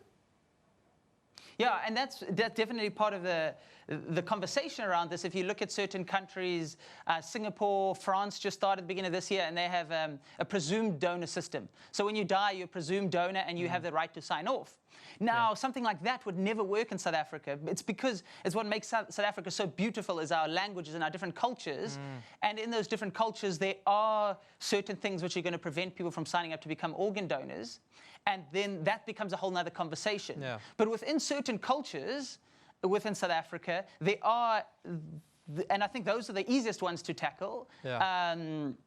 There is nothing preventing them. There are no cultural barriers, except that, oh, I haven't got around to doing it yet, or, oh, I didn't know this was a problem. And I think we start there, and then we can move on and start speaking about legitimate concerns within like different religions and different races about organ donation. Shane, in conclusion, give us a lowdown. When can we watch Bypass? Where should we go? And what should we be looking out for?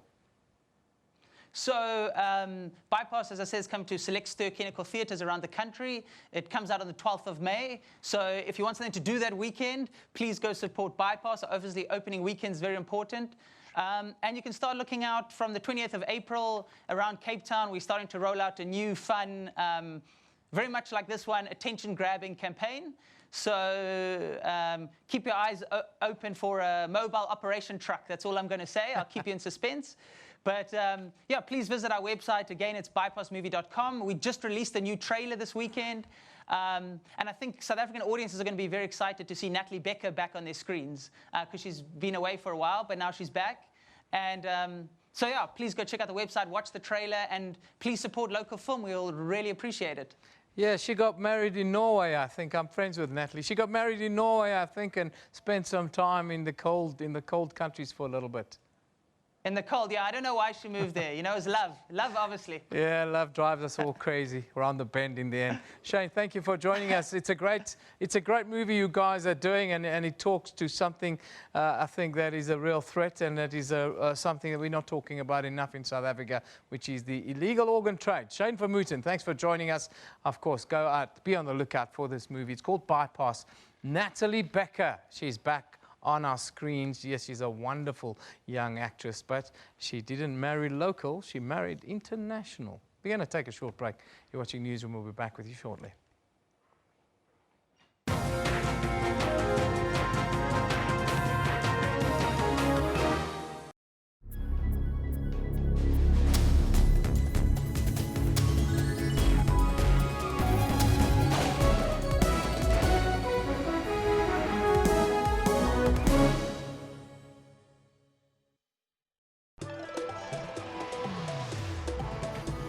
Are you about that trending life? The looking good and all that slayage? Well, fear not, because Trends has all the fashion do's and don'ts for you to stay on point this upcoming season. This film will be an immersive spectacle. You got Kong that's 100 feet tall. It tells this incredible story of man versus nature. The iconic stage production by Mbongeni Ngema is back with a bang. Sarafina is a classic South African production. I always choose to align myself with brands that I just love. Because when you love something, it doesn't become work. Luxury is not built overnight, but it's an experience that comes with time. Catch up with all the trends on Trends Saturdays at 12.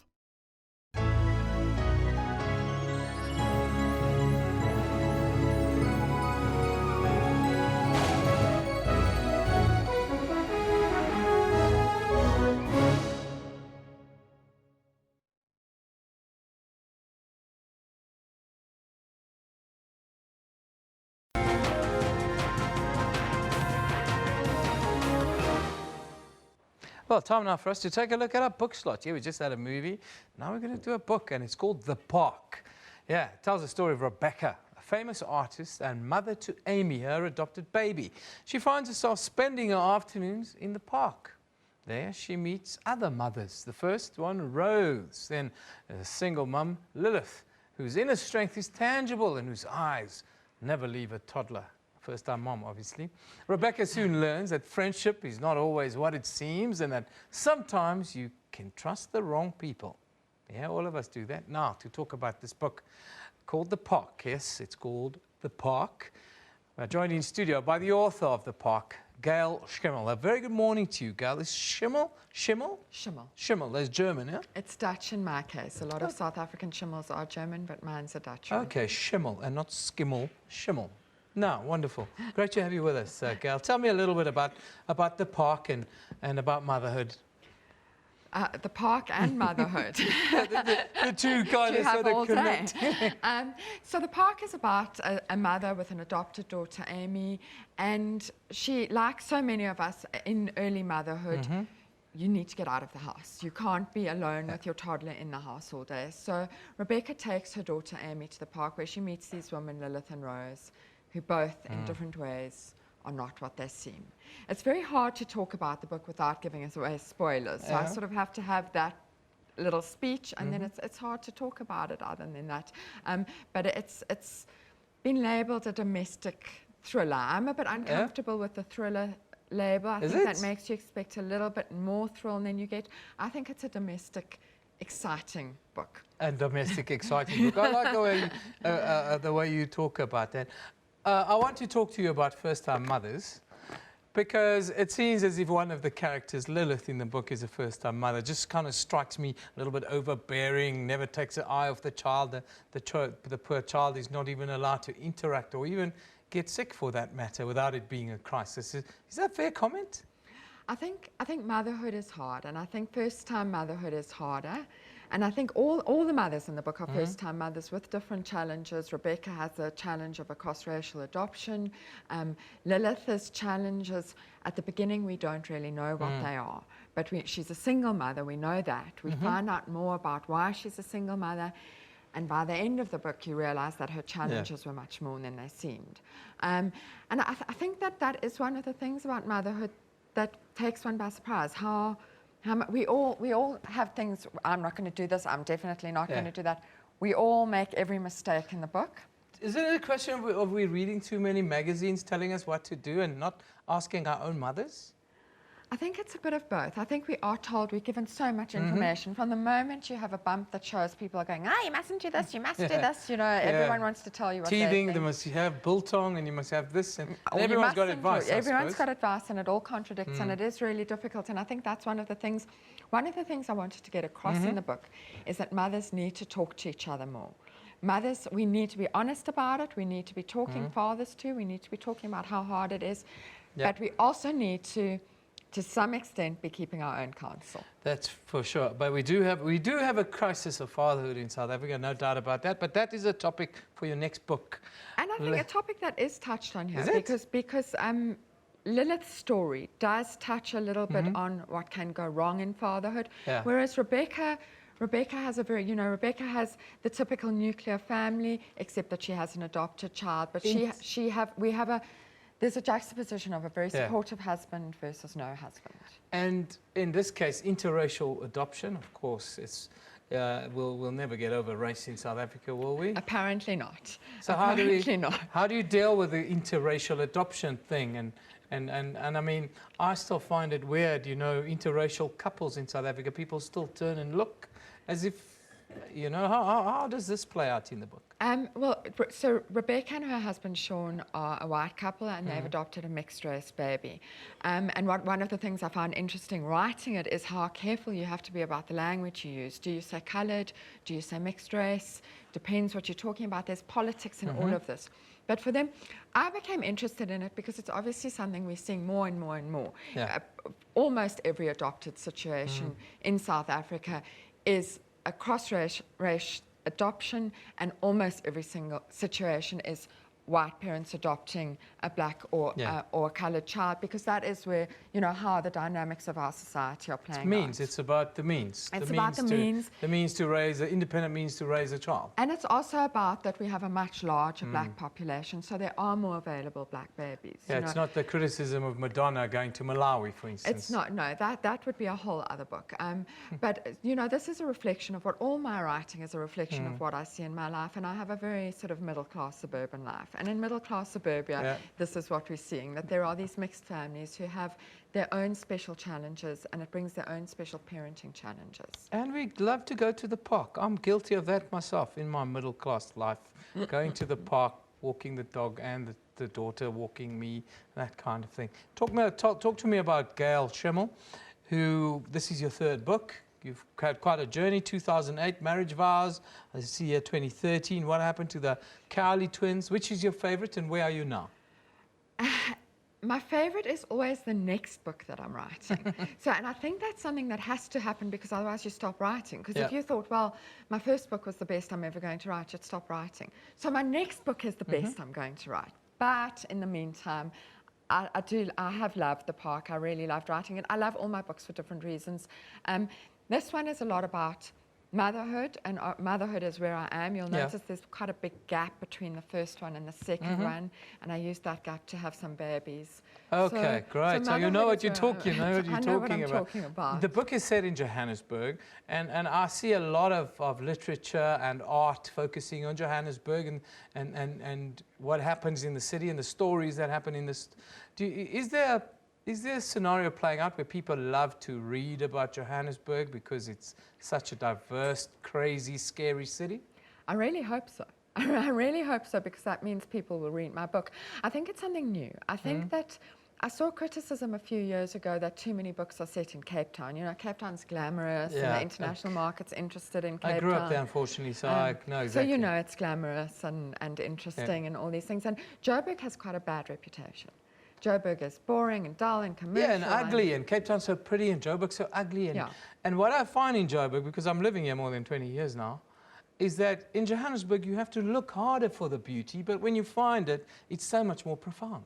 And I'm a proud Joburg. I was born in Johannesburg. I've lived my whole life in Johannesburg. I haven't even managed to move very far out in terms of what suburb I live in. You know, I really am a village girl, but I like to think I'm not in Johannesburg because I have to be here. I'm here because I think it's amazing and interesting and beautiful. And hopefully a bit of that, you know, I've used the scenery of Johannesburg, particularly suburban Johannesburg, in my book.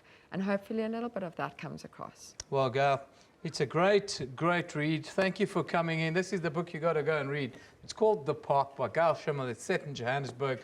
Well, and it will surprise you. No doubt about that. Gail, thank you once again for being with us. Sorry, Cape Town.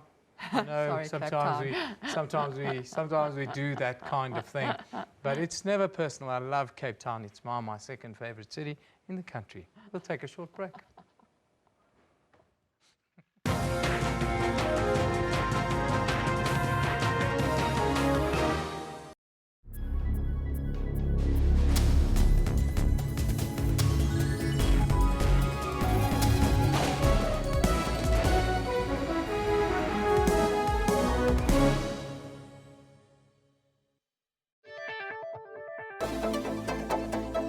When cell phones get cut off, people say Mdluli was listening. Who are you? We have to approach Dennis Breitenbach, who was the prosecutor by then. The DA parliamentarian? That's correct. The one who's making halabaloo about me. There are allegations here that you abused the slush fund. What do you say to that? We don't have slush fund. I don't know about slush fund. I respect the fact that you cannot talk a lot about the Secret Service and all that. I guess that's the norm internationally. Yeah. But how do we know that you, Richard Mdluli, are not abusing the funds of the state? You are counted amongst the president's men. Are you? That is rubbish. Also the matter of General Boysen in KZN. He's not speaking very well of you. No, that one is talking rubbish.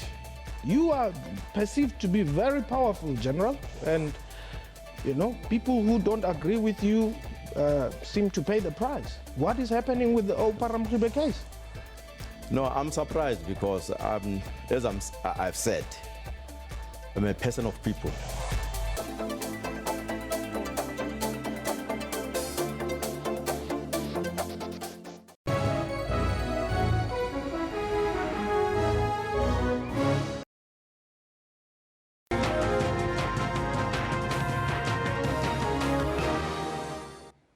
Good morning, welcome back. I'm Kendall Makhamati. Time being just before 11:15, and it's time for the sports. Now, the big story from last night is how the draw for the quarterfinals of the Nedbank Cup was made in Randburg. Fans are in for a real treat as these matchups are really exciting. The headline fixture of this stage is absolutely the Kaizer Chiefs hosting defending champions SuperSport United fixture, who are now coached by their former head coach, Stuart Baxter. Pirates will also play host to Bloemfontein Celtic, who might be struggling in the league, but are dangerous in cup competitions. We also have Chippa United also, who've got a tricky fixture at home against the travelling Jomo Cosmos that ousted Bidvest Wits in the last 16. The last match will see Clinton Larson's Lamontville Golden Arrows hosting Platinum Stars. Now, Arsenal's dream of a top four finish in the English Premier League have taken a crushing blow as lowly Crystal Palace humiliated them with a 3-0 rout in South London. Needing a victory to keep pace with their rivals in the race for Champions League qualification, Arsenal were largely missing as a unit throughout the lesser-known London derby. On from Benteke, then Townsend, then Cabaye. Townsend back for Cabaye, can play Zaha in here. Slips, Townsend! Nipped in! I think he was just saying there, he's trying to signal the runs of Ramsey. Trying to tell Punchin to make sure he's picking that run up. It's Cabaye!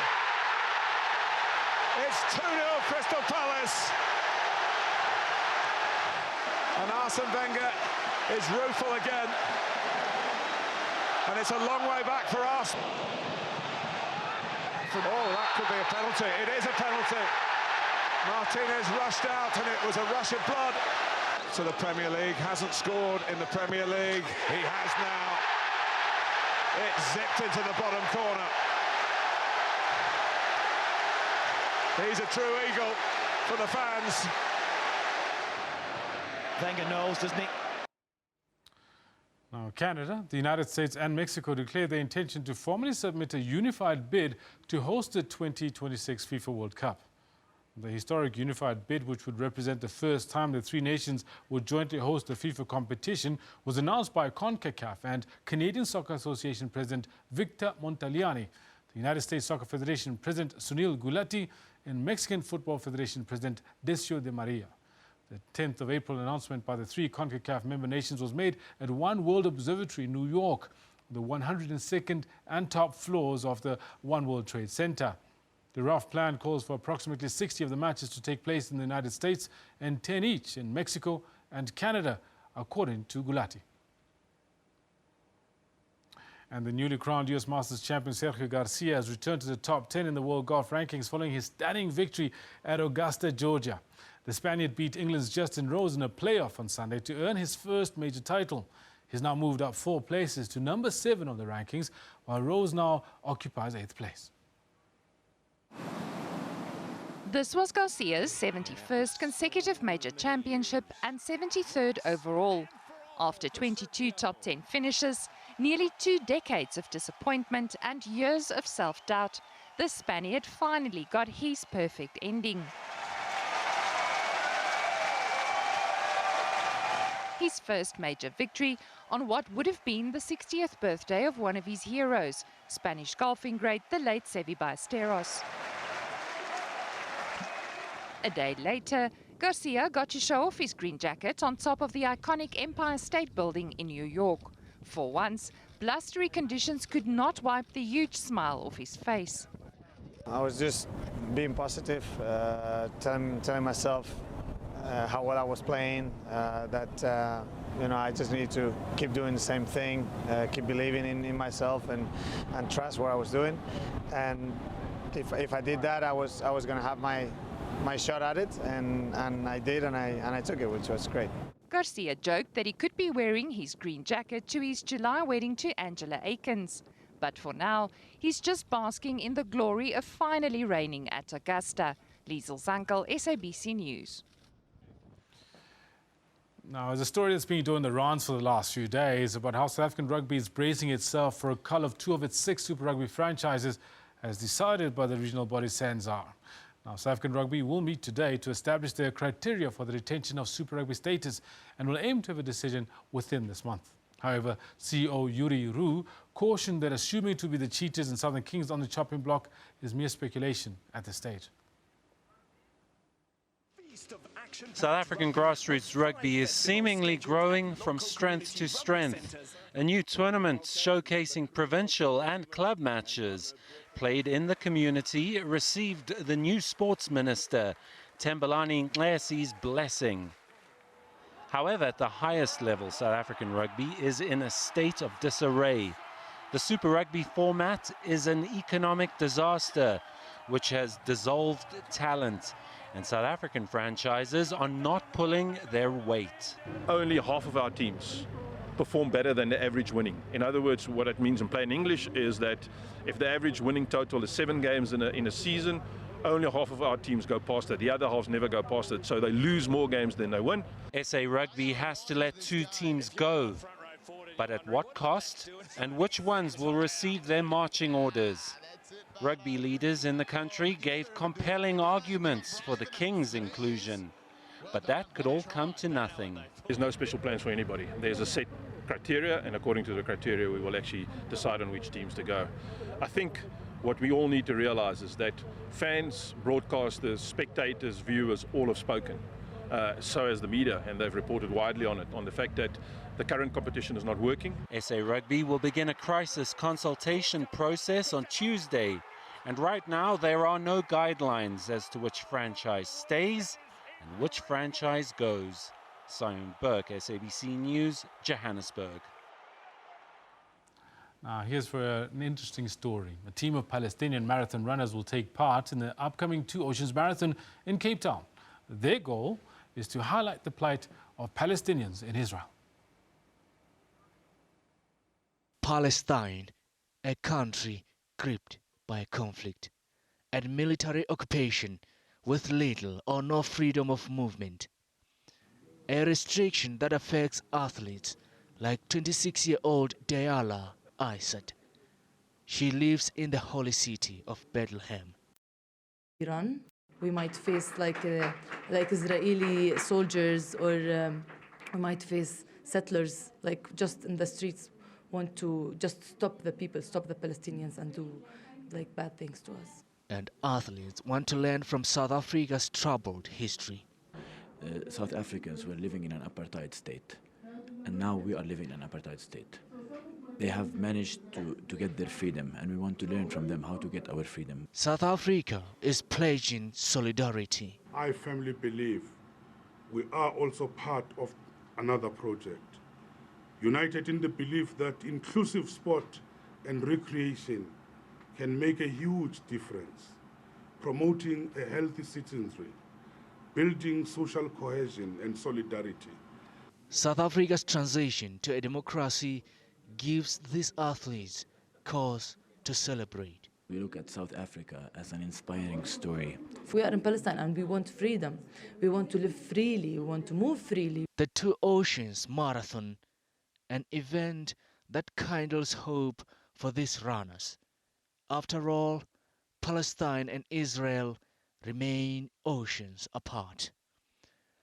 Mareketla Matlabe, SABC News, Johannesburg. And on that note of hope, that's where we leave it with a sport. Up next, we have a look at the weather forecast.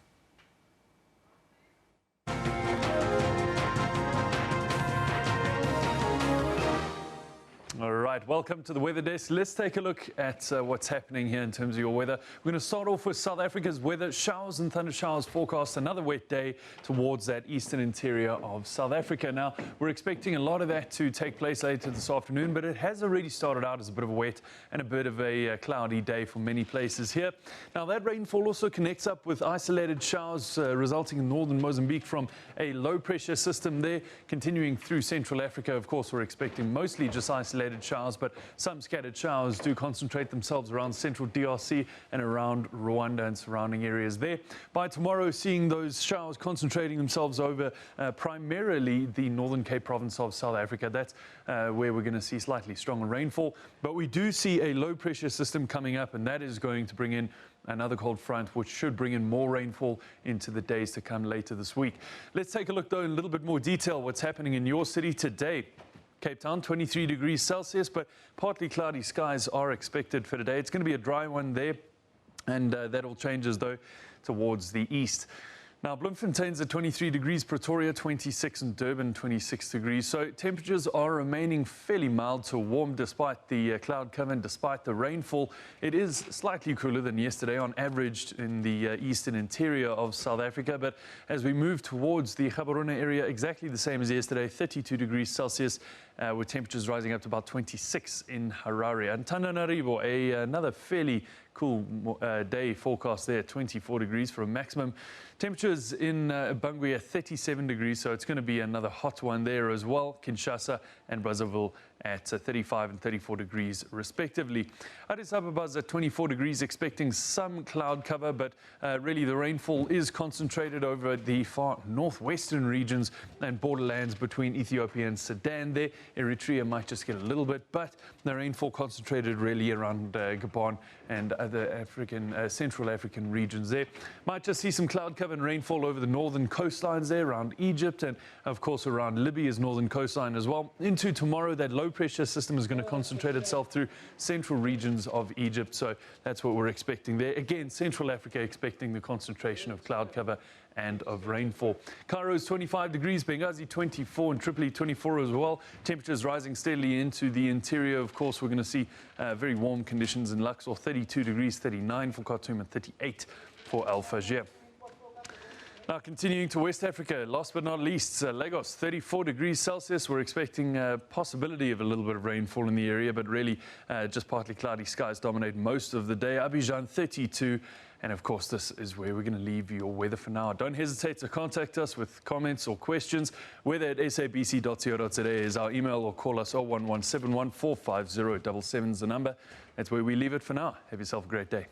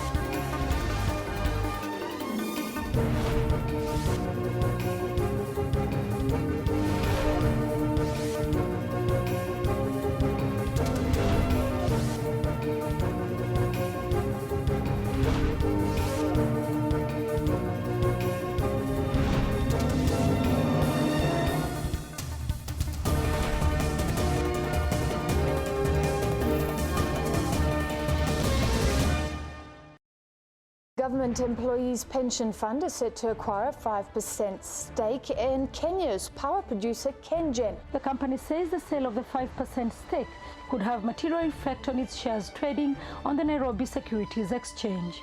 Last year, the company raised $264 million through a rights issue aimed at cutting its debt. An alarm is growing in South Africa as the livelihood of millions of people who receive 17 million social grants still hangs in the balance. Right now, Net1's Cash Paymaster Services administers the payment of grants, but its contract with SASSA comes to an end in April. Neither the minister nor the SASSA CEO were present.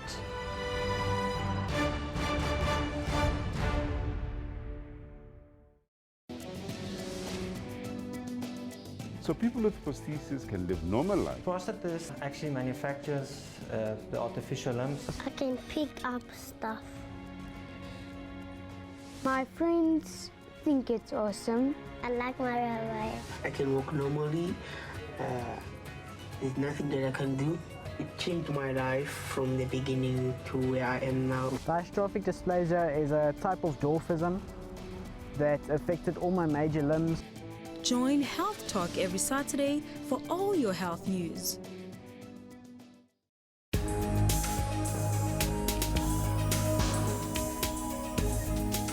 Now this is Trends, of course, your one-stop serving of all that's juicy and trending in the world of entertainment and showbiz. My name, of course, is Refill Wemula. I'm Dr. Selom Daung, and this is Health Talk.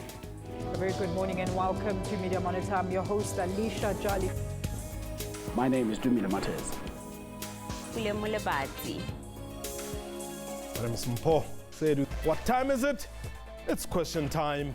For your daily dose of current affairs, tune in to the SABC News Channel.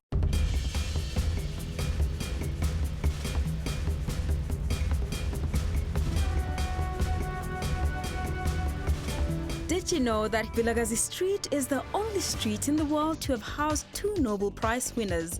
Vilakazi Street in Orlando West, Soweto, southwest of Johannesburg in the Republic of South Africa, has been home to Nelson Mandela and Archbishop Desmond Tutu. Nelson Mandela's house was a modest family house from 1946 and still maintains those features. Archbishop Desmond Tutu still owns his house in Vilakazi Street since 1975 and often goes to stay there when visiting Johannesburg. Because of its popularity, the street has an influx of tourists. Restaurants with local cuisine have mushroomed around it, creating job opportunities for the locals and improving the lifestyle in the area. Orlando West High School in Vilakazi Street is known for its creative role during the famous 1976 uprising.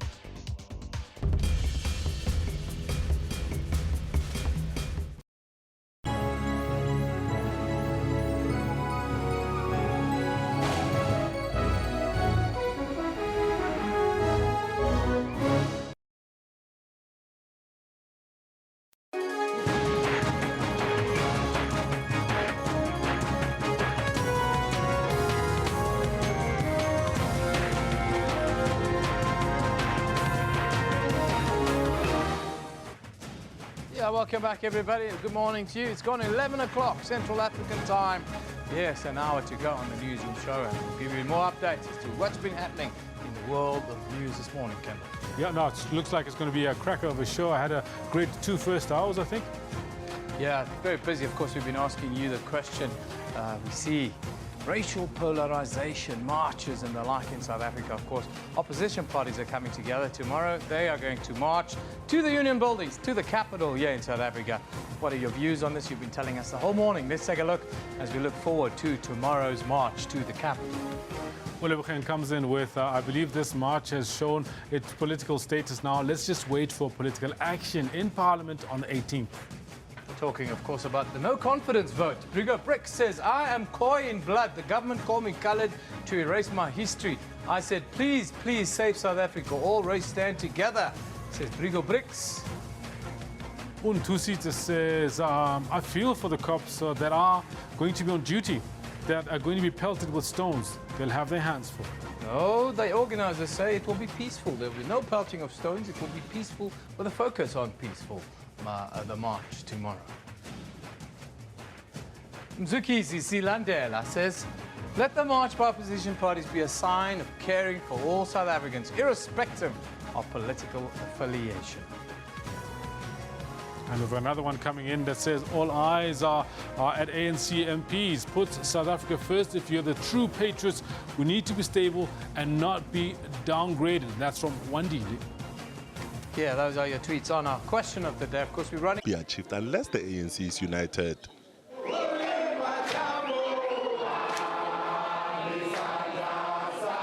Speaking at the 24th anniversary of Chris Hani, Gigaba urged ANC members to refrain from publicizing internal issues of the party. If we divide and weaken the ANC, we accordingly weaken the glue that binds our society together. And we run the risk of splitting society into its different splinter elements. Unity is not a commodity that can be traded at the auction to the highest bidder. Gigaba also urged South Africans to unite around inclusive growth. He called on them to stop discrediting the ANC and find it in themselves to coexist. Gigaba says the majority must also benefit from the country's wealth.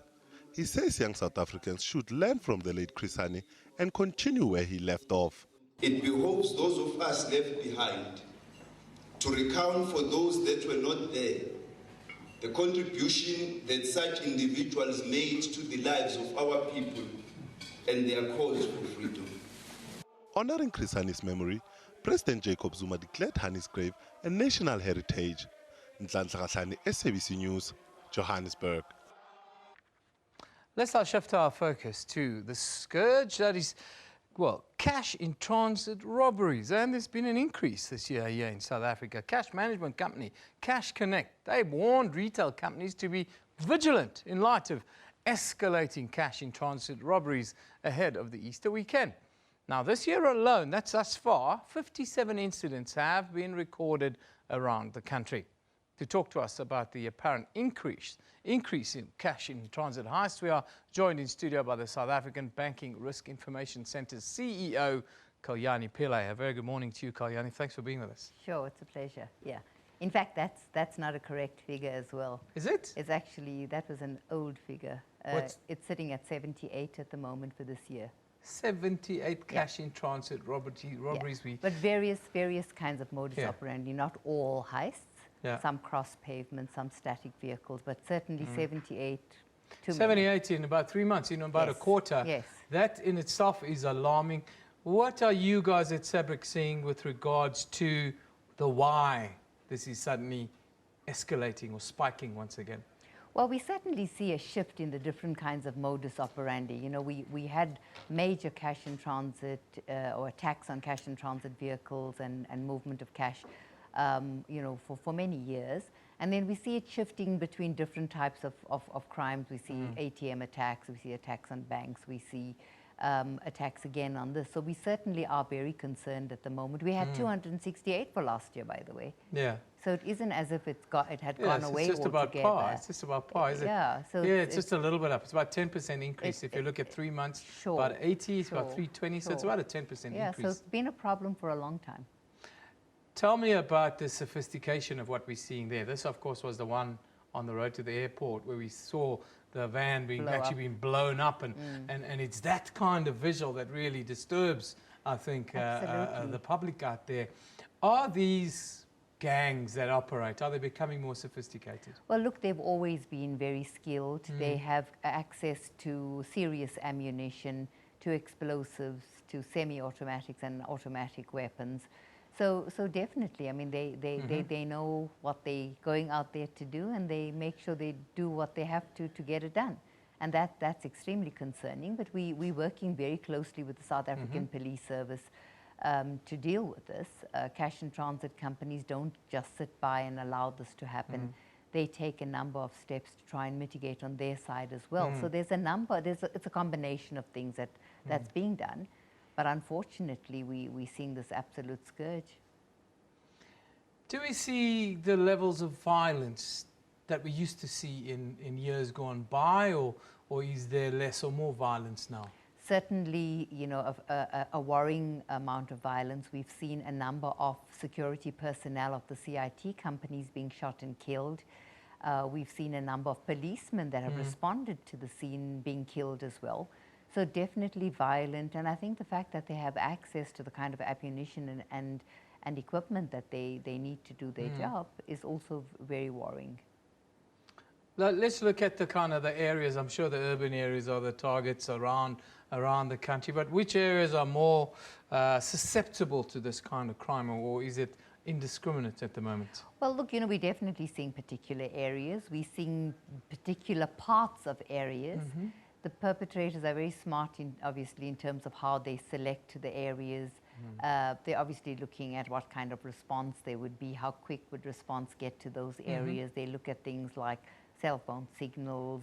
You know, there's a number of areas that they look at. I obviously don't want to go too much into it. It's issues that we certainly analyze and we are sharing with the police at the moment.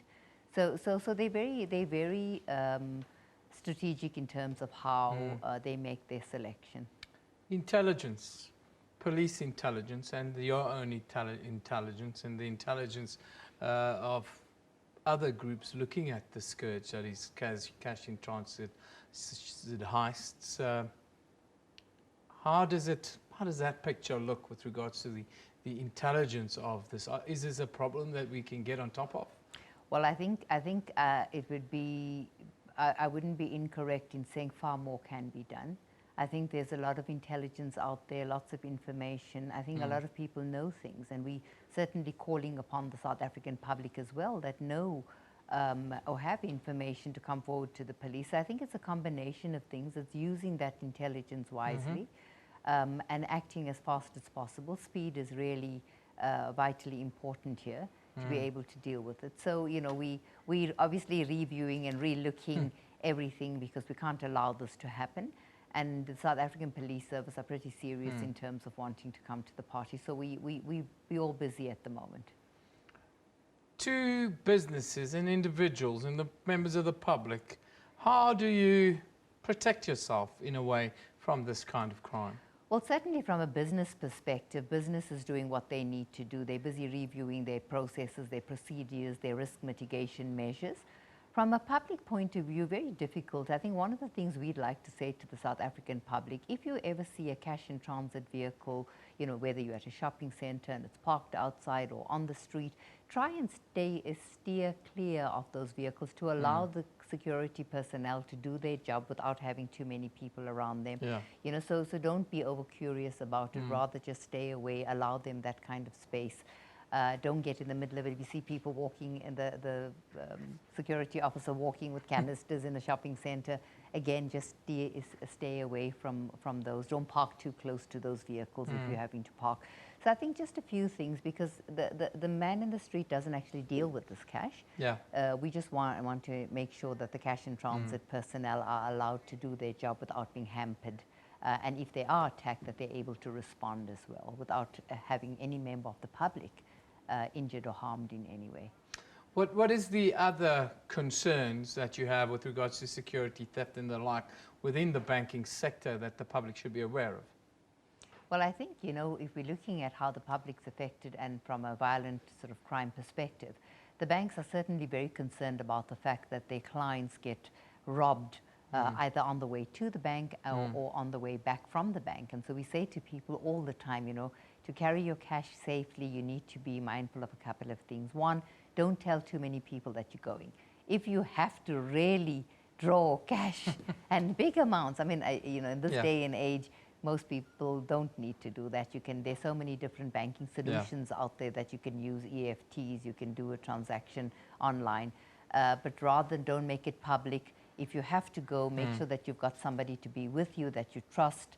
If you're doing business banking and you're carrying cash, don't use marked vehicles. People need to change their patterns. Don't use the same day of the week. Don't use the same bank branch.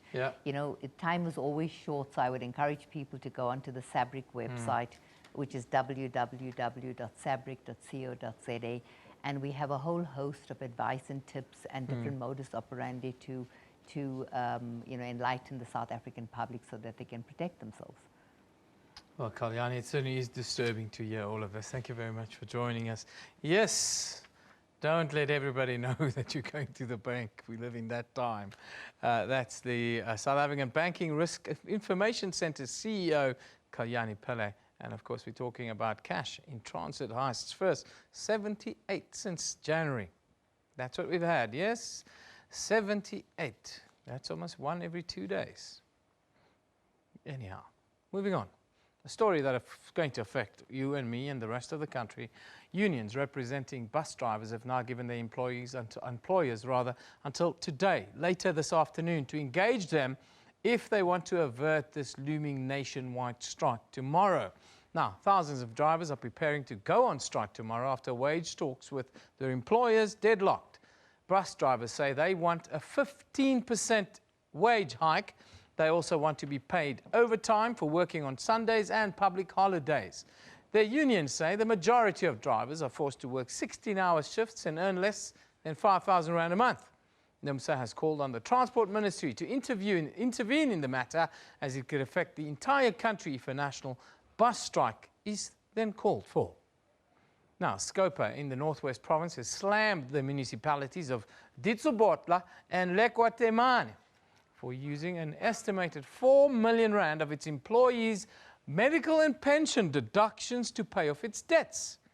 The Ditsobotla municipality is owed 338 million rand in rates and services. The illegal deductions have caused hardships for many workers, they say, who have not received their pension payouts.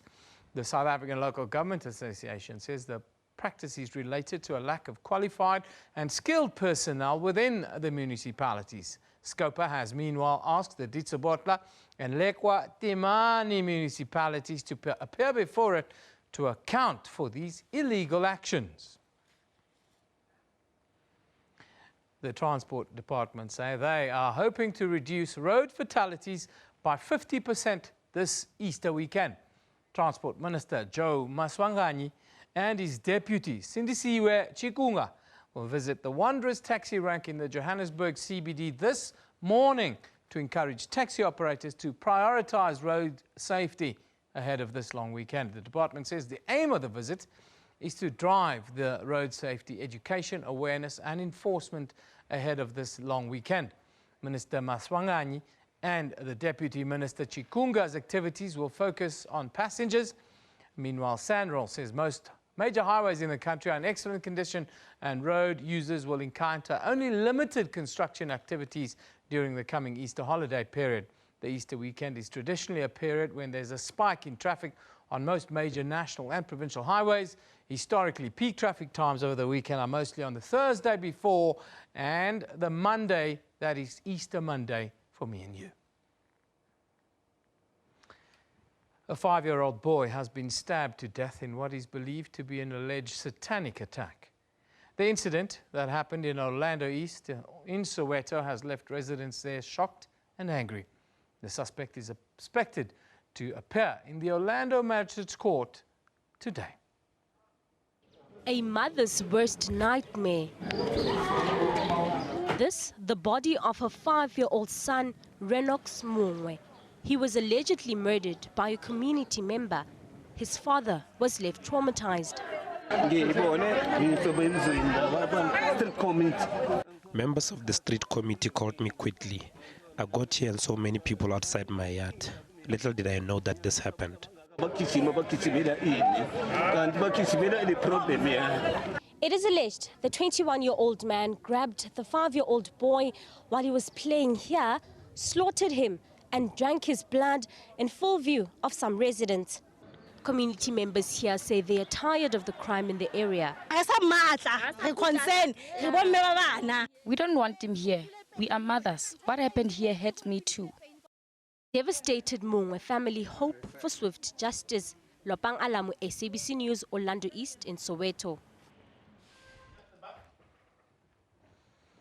The African Union High-Level Panel on Sudan has welcomed the commitment by all stakeholders to ensure the inclusivity of the expanded government both at national and state levels and the expansion of the national legislature as well as the constitution-making process.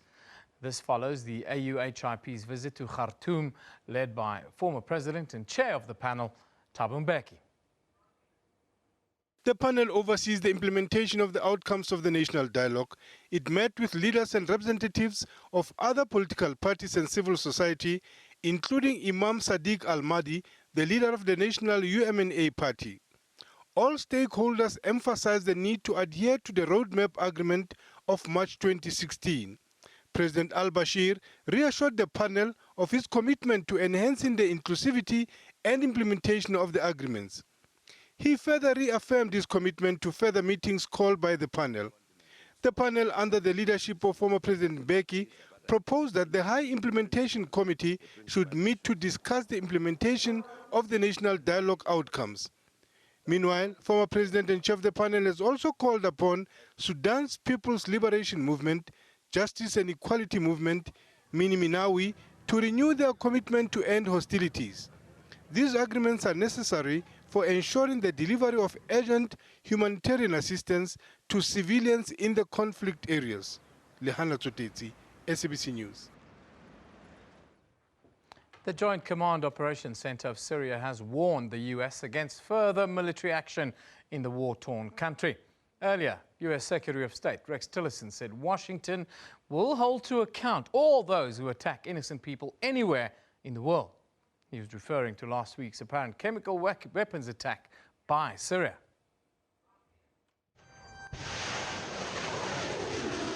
The attacks, which have claimed many lives, have been strongly condemned by many countries, including the European Union. In a joint statement, Syria's allies says the American aggression on Syria is a serious infringement of the sovereignty of Syria.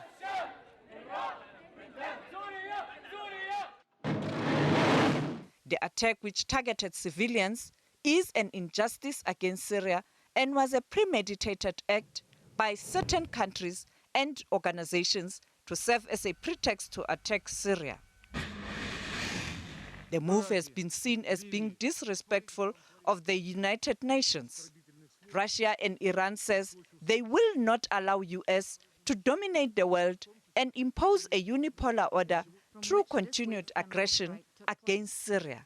We were fully justified in doing so. Sophie Mkwena, SABC News, Johannesburg. The United Nations Secretary General has designated Pakistani rights activist Malala Yousafzai as the youngest UN messenger for peace. At just 19 years old, the world's youngest Nobel Peace Prize laureate was appointed to help promote girls' education. Well, we've got a live development. Actually, we're not going to go to that story. The Higher Education Minister, Blade Nzimande, I'm told, he's officiating at a graduation ceremony in Umgungundlovu, TVET College in Pietermaritzburg. He's about to take to the podium there. Let's go and listen to what he has to say.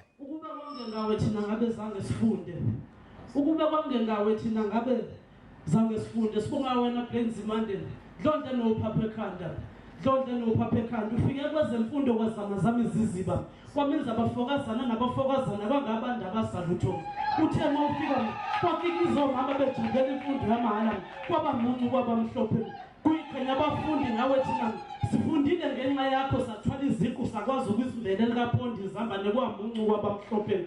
Uthe mawufika walwela imfundo ekhululekile kwakwikikisa isitudile. Kuye kwasabela ngisho abazemfundo babebuza abanye bathe lapho leli iqhawe kwathiwe lakadambuza nobatshela mangabe babuza ngasabi. Nali iqhawe leli inkululeko yangaphela ulwela abafundi wawayevuka kuhluke ngisho sebemhlanganisela itulo lokuthi bamqumba phansi alizange liphumelele bagcine bevuma ngamakhanda bethi sinawe kule nto. Kuye kwasabela ngisho umongameli wezwe wathi livumele loqhawe ngoba libizele kule nto. Kuhluleke ngisho sebethi bamhlanganyela ngamanga bamqumba phansi wafika ubhejana wazowalanda amanga. Abanye babefaka umqondo ebhareni bathi baqhuba ukuhlabanipha wababuka yena wangasho lutho. Abanye bahlanganise ngamakhanda bethi baqamba amanga bamqumba phansi. Ufikile ubhejana wawalanda amanga. Sibonga wena Brenzimandi kube kwangengawe thina ngabe zange sifunde. Kuhluleke ngisho sebethi fees masola kawanga wamayedwa. Ifile sokuthi fees masola kamanga wamayedwa. Konke lokho bengakwenzi ngasimanga ubekwenza ngothando ngoba elela thina abantu abanyama. Sibonga wena mfokanzimande ubukhulu bakho siyabona ukube kwangengawe thina ngabe ngazange sifunde. Inkosi ayiqedwe ulwasibona sehlela ngenzansi ngiyabona.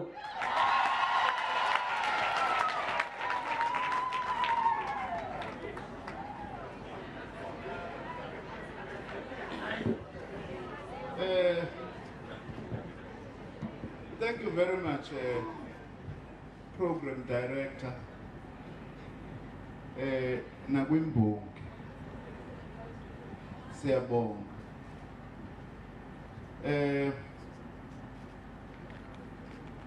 Allow me to start by greeting our Member of Parliament, Ubabu Sheikh Stad.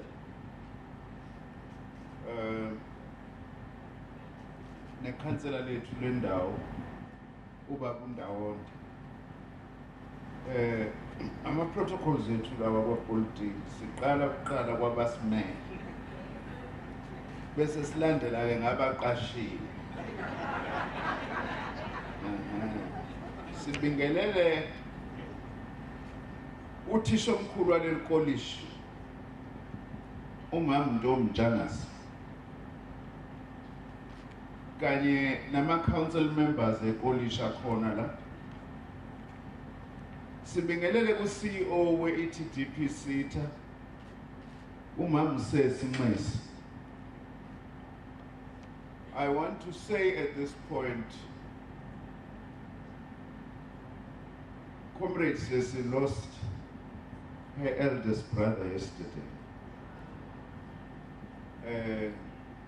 We wish, I'm sure I'm speaking on behalf of everybody, to express our condolences to yourself and to the family. But I'm amazed by your determination to take before we are because this is history for you. So yakubonga lokho sicela ke nime niqinidolo nomndeni. Ama members of board the ETDP Sita were here, DHET staff and our two DDGs, Skills and TVET, representatives from Department of Social Development and COCTA, as well as the KZN Department of Education. Ngibingelele also Dr. Sipho Nzimande, who is a principal of a site college, but we've seconded him for now. He is our new acting regional manager for KwaZulu-Natal for the Department of Higher Education and Training. Prepared. Nangasho ukuthi DLA. Siyayithanda nje isikole thina abantu bakanzimande tesiyithanda. So manibona unzimande abaningi ningasho ukuthi awu engathi kuyazanyelwana la cha. And all the college principals who are here, as well as council chairpersons of our colleges. Ngibingelele kubafundi basemgungundlovu TVET, ama-members e-ECD community and Kulugame ECD organization.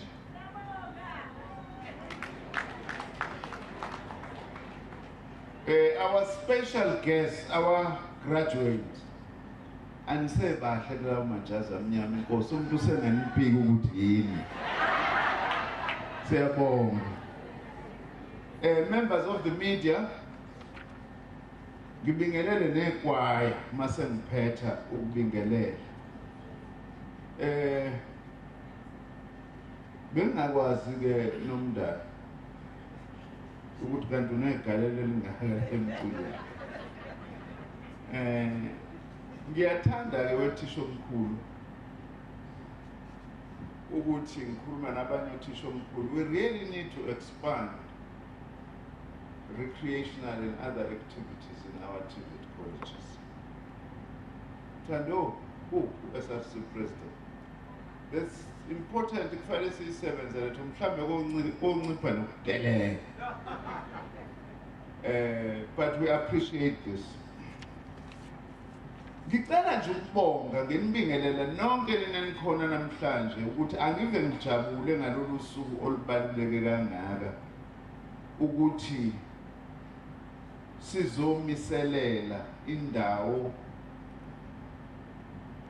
la sizokwazi ukuthi abantu abanolwazi emsebenzini abayenzayo kodwa bengenazi certificate bakwazi ukuthi balekelele ukuthi lolu lwazi lwabo luphendulwe lube certificate.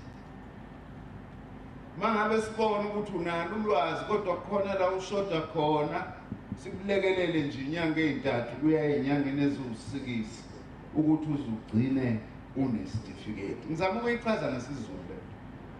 Ngokuma uthi RPL nje ungazoyilume nolimi, which is recognition of prior learning. Now, recognition of prior learning is very important. You cannot have a post-school education and training system without recognition of prior learning. Into umlando ke ngalento engiyithandayo uMamnxesi. Kuyaqala ngqa ukuthi kube nento enje. Iqala ngodadewethu nobhuti ababheka odadewethu. Yabona umsebenzi wenu. Qambe kufika la kwa education nje kwenzeka yonke lento. Idemeshe kade yenzekile uma ngabe nina ningalungisanga ekuqaleni. Angive nginihlonipha ngoba inina enibeka ifoundation.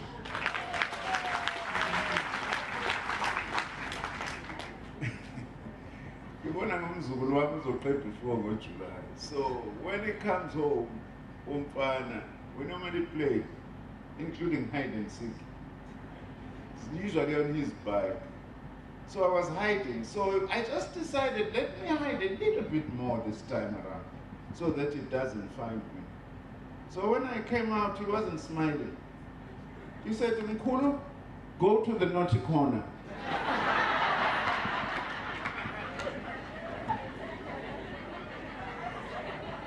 Now I want to kuthiwa akayithandi njalo yena inothi khona ukhala kabi makuthiwa akayeke inothi khona kodwa useyayazi ngayo njalo emsebenzini. My only worry is that this was 2 months ago. Akakasho ukuthi angiphume kwinothi khona.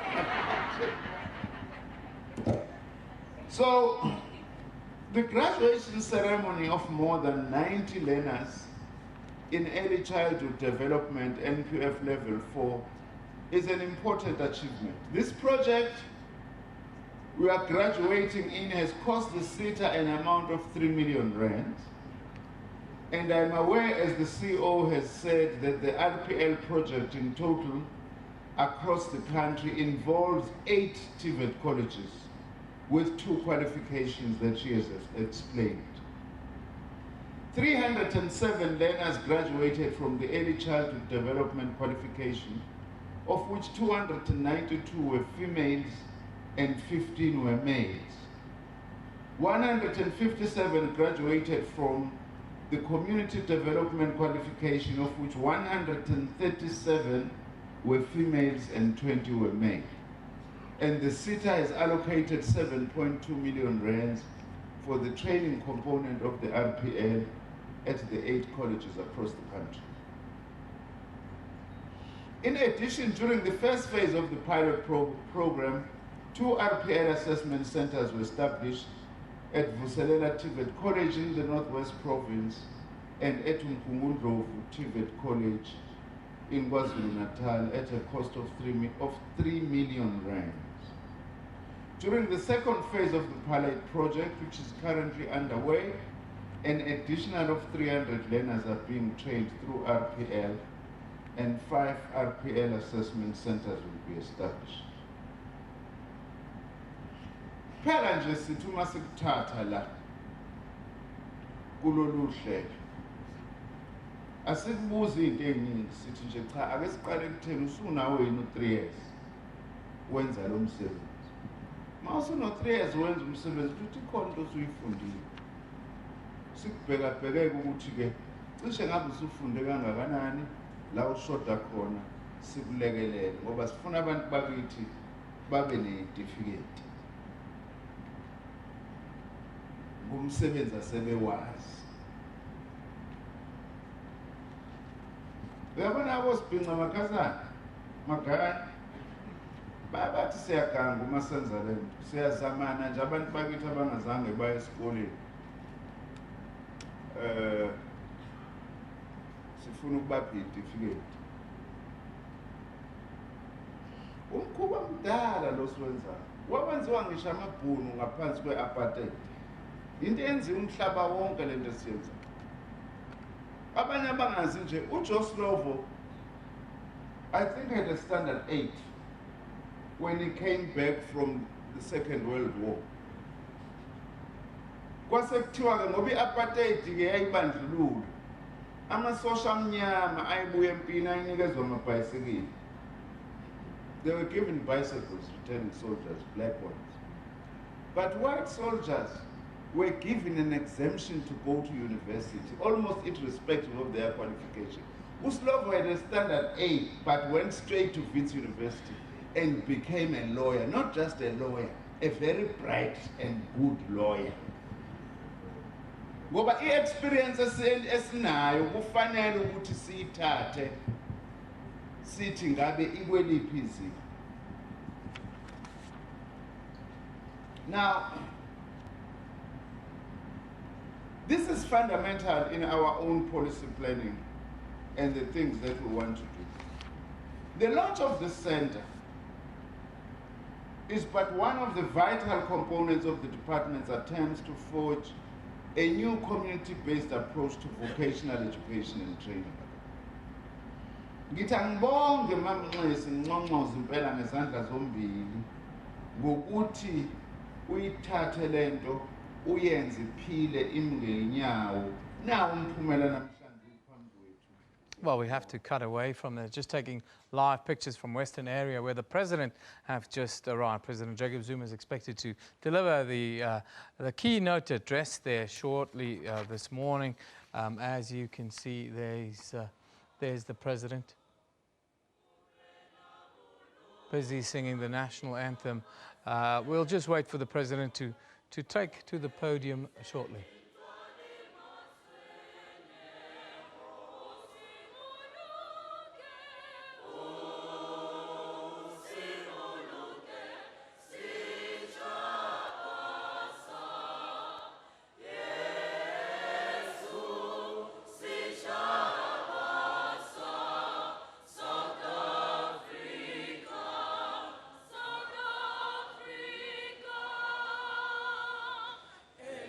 Blow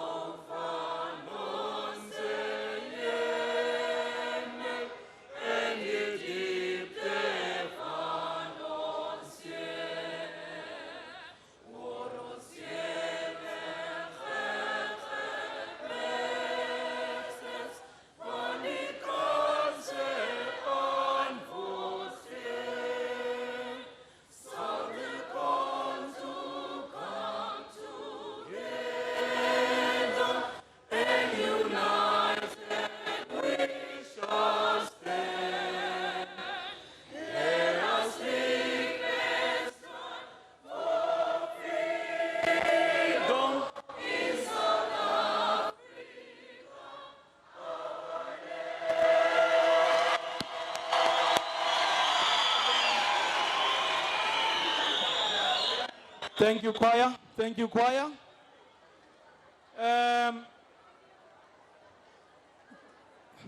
Mongameli. First remark, abantu be Western region. Bathi ngisende amazwi ukuthi you are welcome in the region. They love you so much. Usekhaya. Oh, they're so busy with the official programming. We're going to take a little break. When we come back, hopefully the president will be on the podium.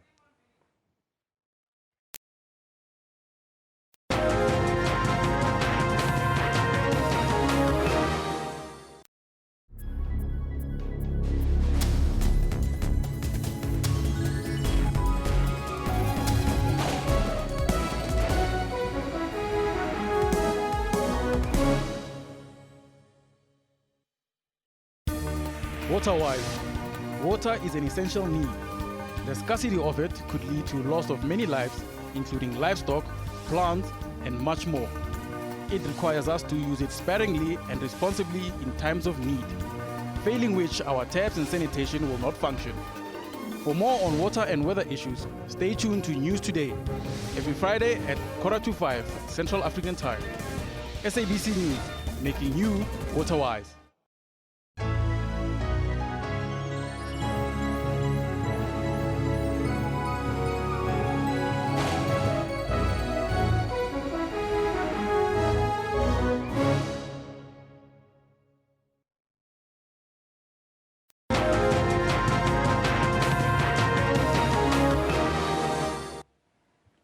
Now, welcome back. Time to have a little bit of sports before President Zuma takes to the podium. Now, the draw for the quarterfinals of the Nedbank Cup was done in Randburg. Fans are in for a real treat as some of these matchups are truly exciting. The headline fixture of this stage was definitely Kaizer Chiefs hosting defending champions SuperSport United, who are now coached by their former head coach Stuart Baxter. Pirates will also play host to Bloemfontein Celtic, who might be struggling in the league but are dangerous in cup competitions. Chippa United also have a tricky fixture at home against Jomo Cosmos, who got rid of Bidvest in the last 16. The last match will see Clinton Larson's Lamontville Golden Arrows hosting Platinum Stars. Now, staying with football news, Arsenal's dreams of a top four finish in the English Premier League have taken a crushing blow as lowly Crystal Palace humiliated them with a 3-0 rout in South London. Needing a victory to keep pace with their rivals in the race for Champions League qualification, Arsenal were largely missing as a unit throughout the lesser-known London derby. On from Benteke, then Townsend, then Cabaye. Townsend back for Cabaye, can play Zaha in here. Slips, Townsend! Nipped in! I think he was just saying there, he's trying to signal the runs of Ramsey. Trying to tell Punchin to make sure he's picking that run up. It's Cabaye! It's 2-0 Crystal Palace! And Arsene Wenger is rueful again. And it's a long way back for Arsenal. Oh, that could be a penalty. It is a penalty.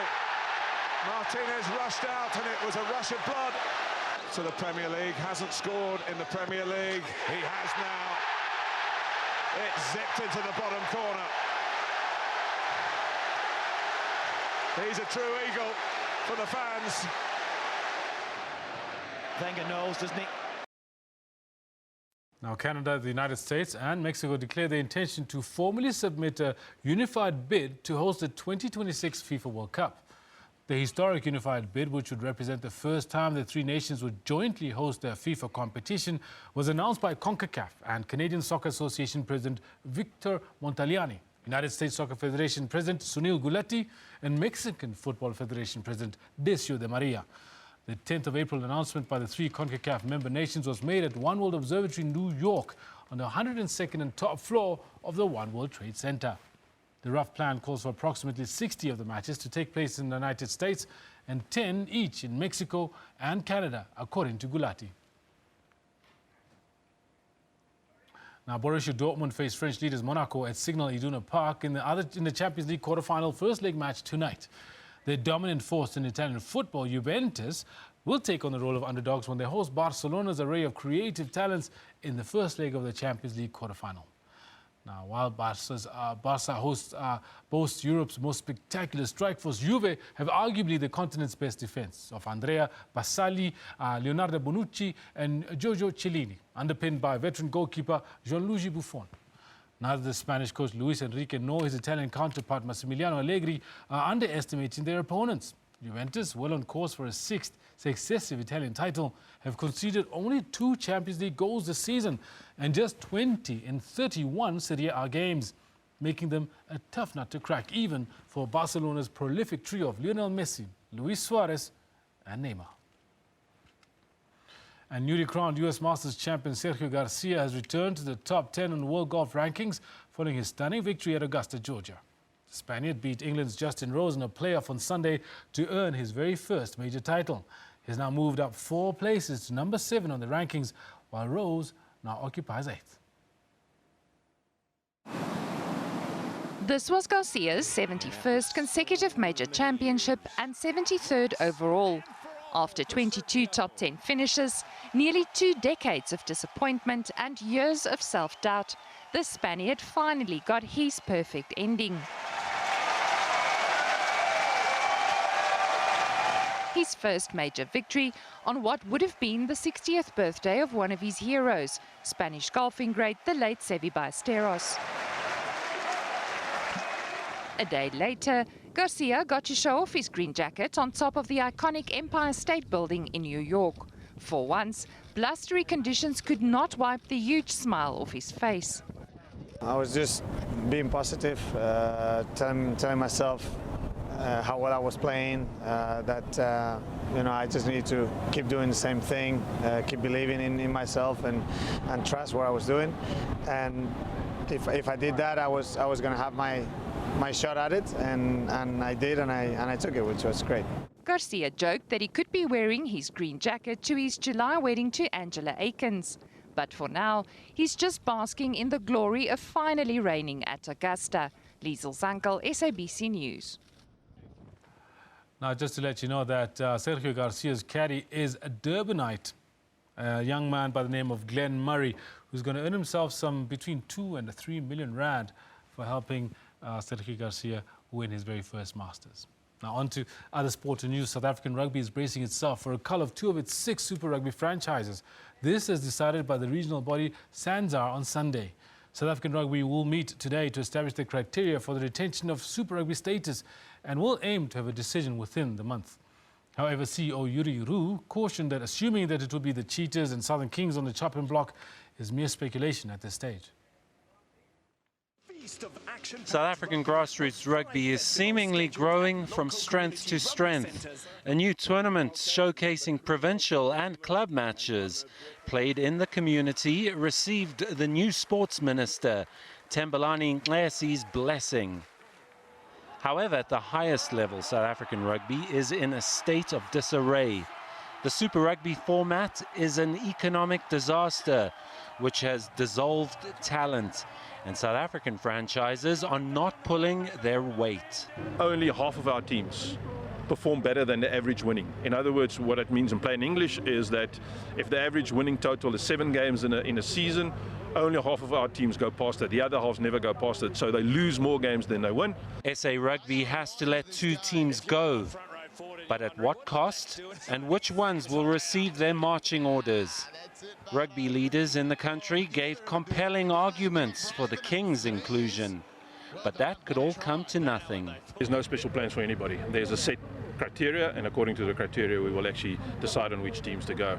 I think what we all need to realize is that fans, broadcasters, spectators, viewers, all have spoken.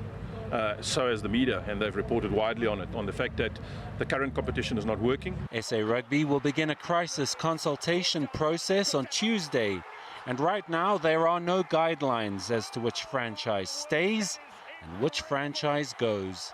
Simon Burke, SABC News, Johannesburg. Okay, that's where we're going to leave it with our sport for today. In fact, that's where we're leaving it with Newsroom for today. Make sure you catch some of the matches on tonight. Wits Golden Arrows, Chipa United, Polokwane City Pirates, Maritzburg United, as well as Baroka against Free State Stars. And of course, there's a Champions League quarterfinal action as well. Until tomorrow, this is Alex Simple.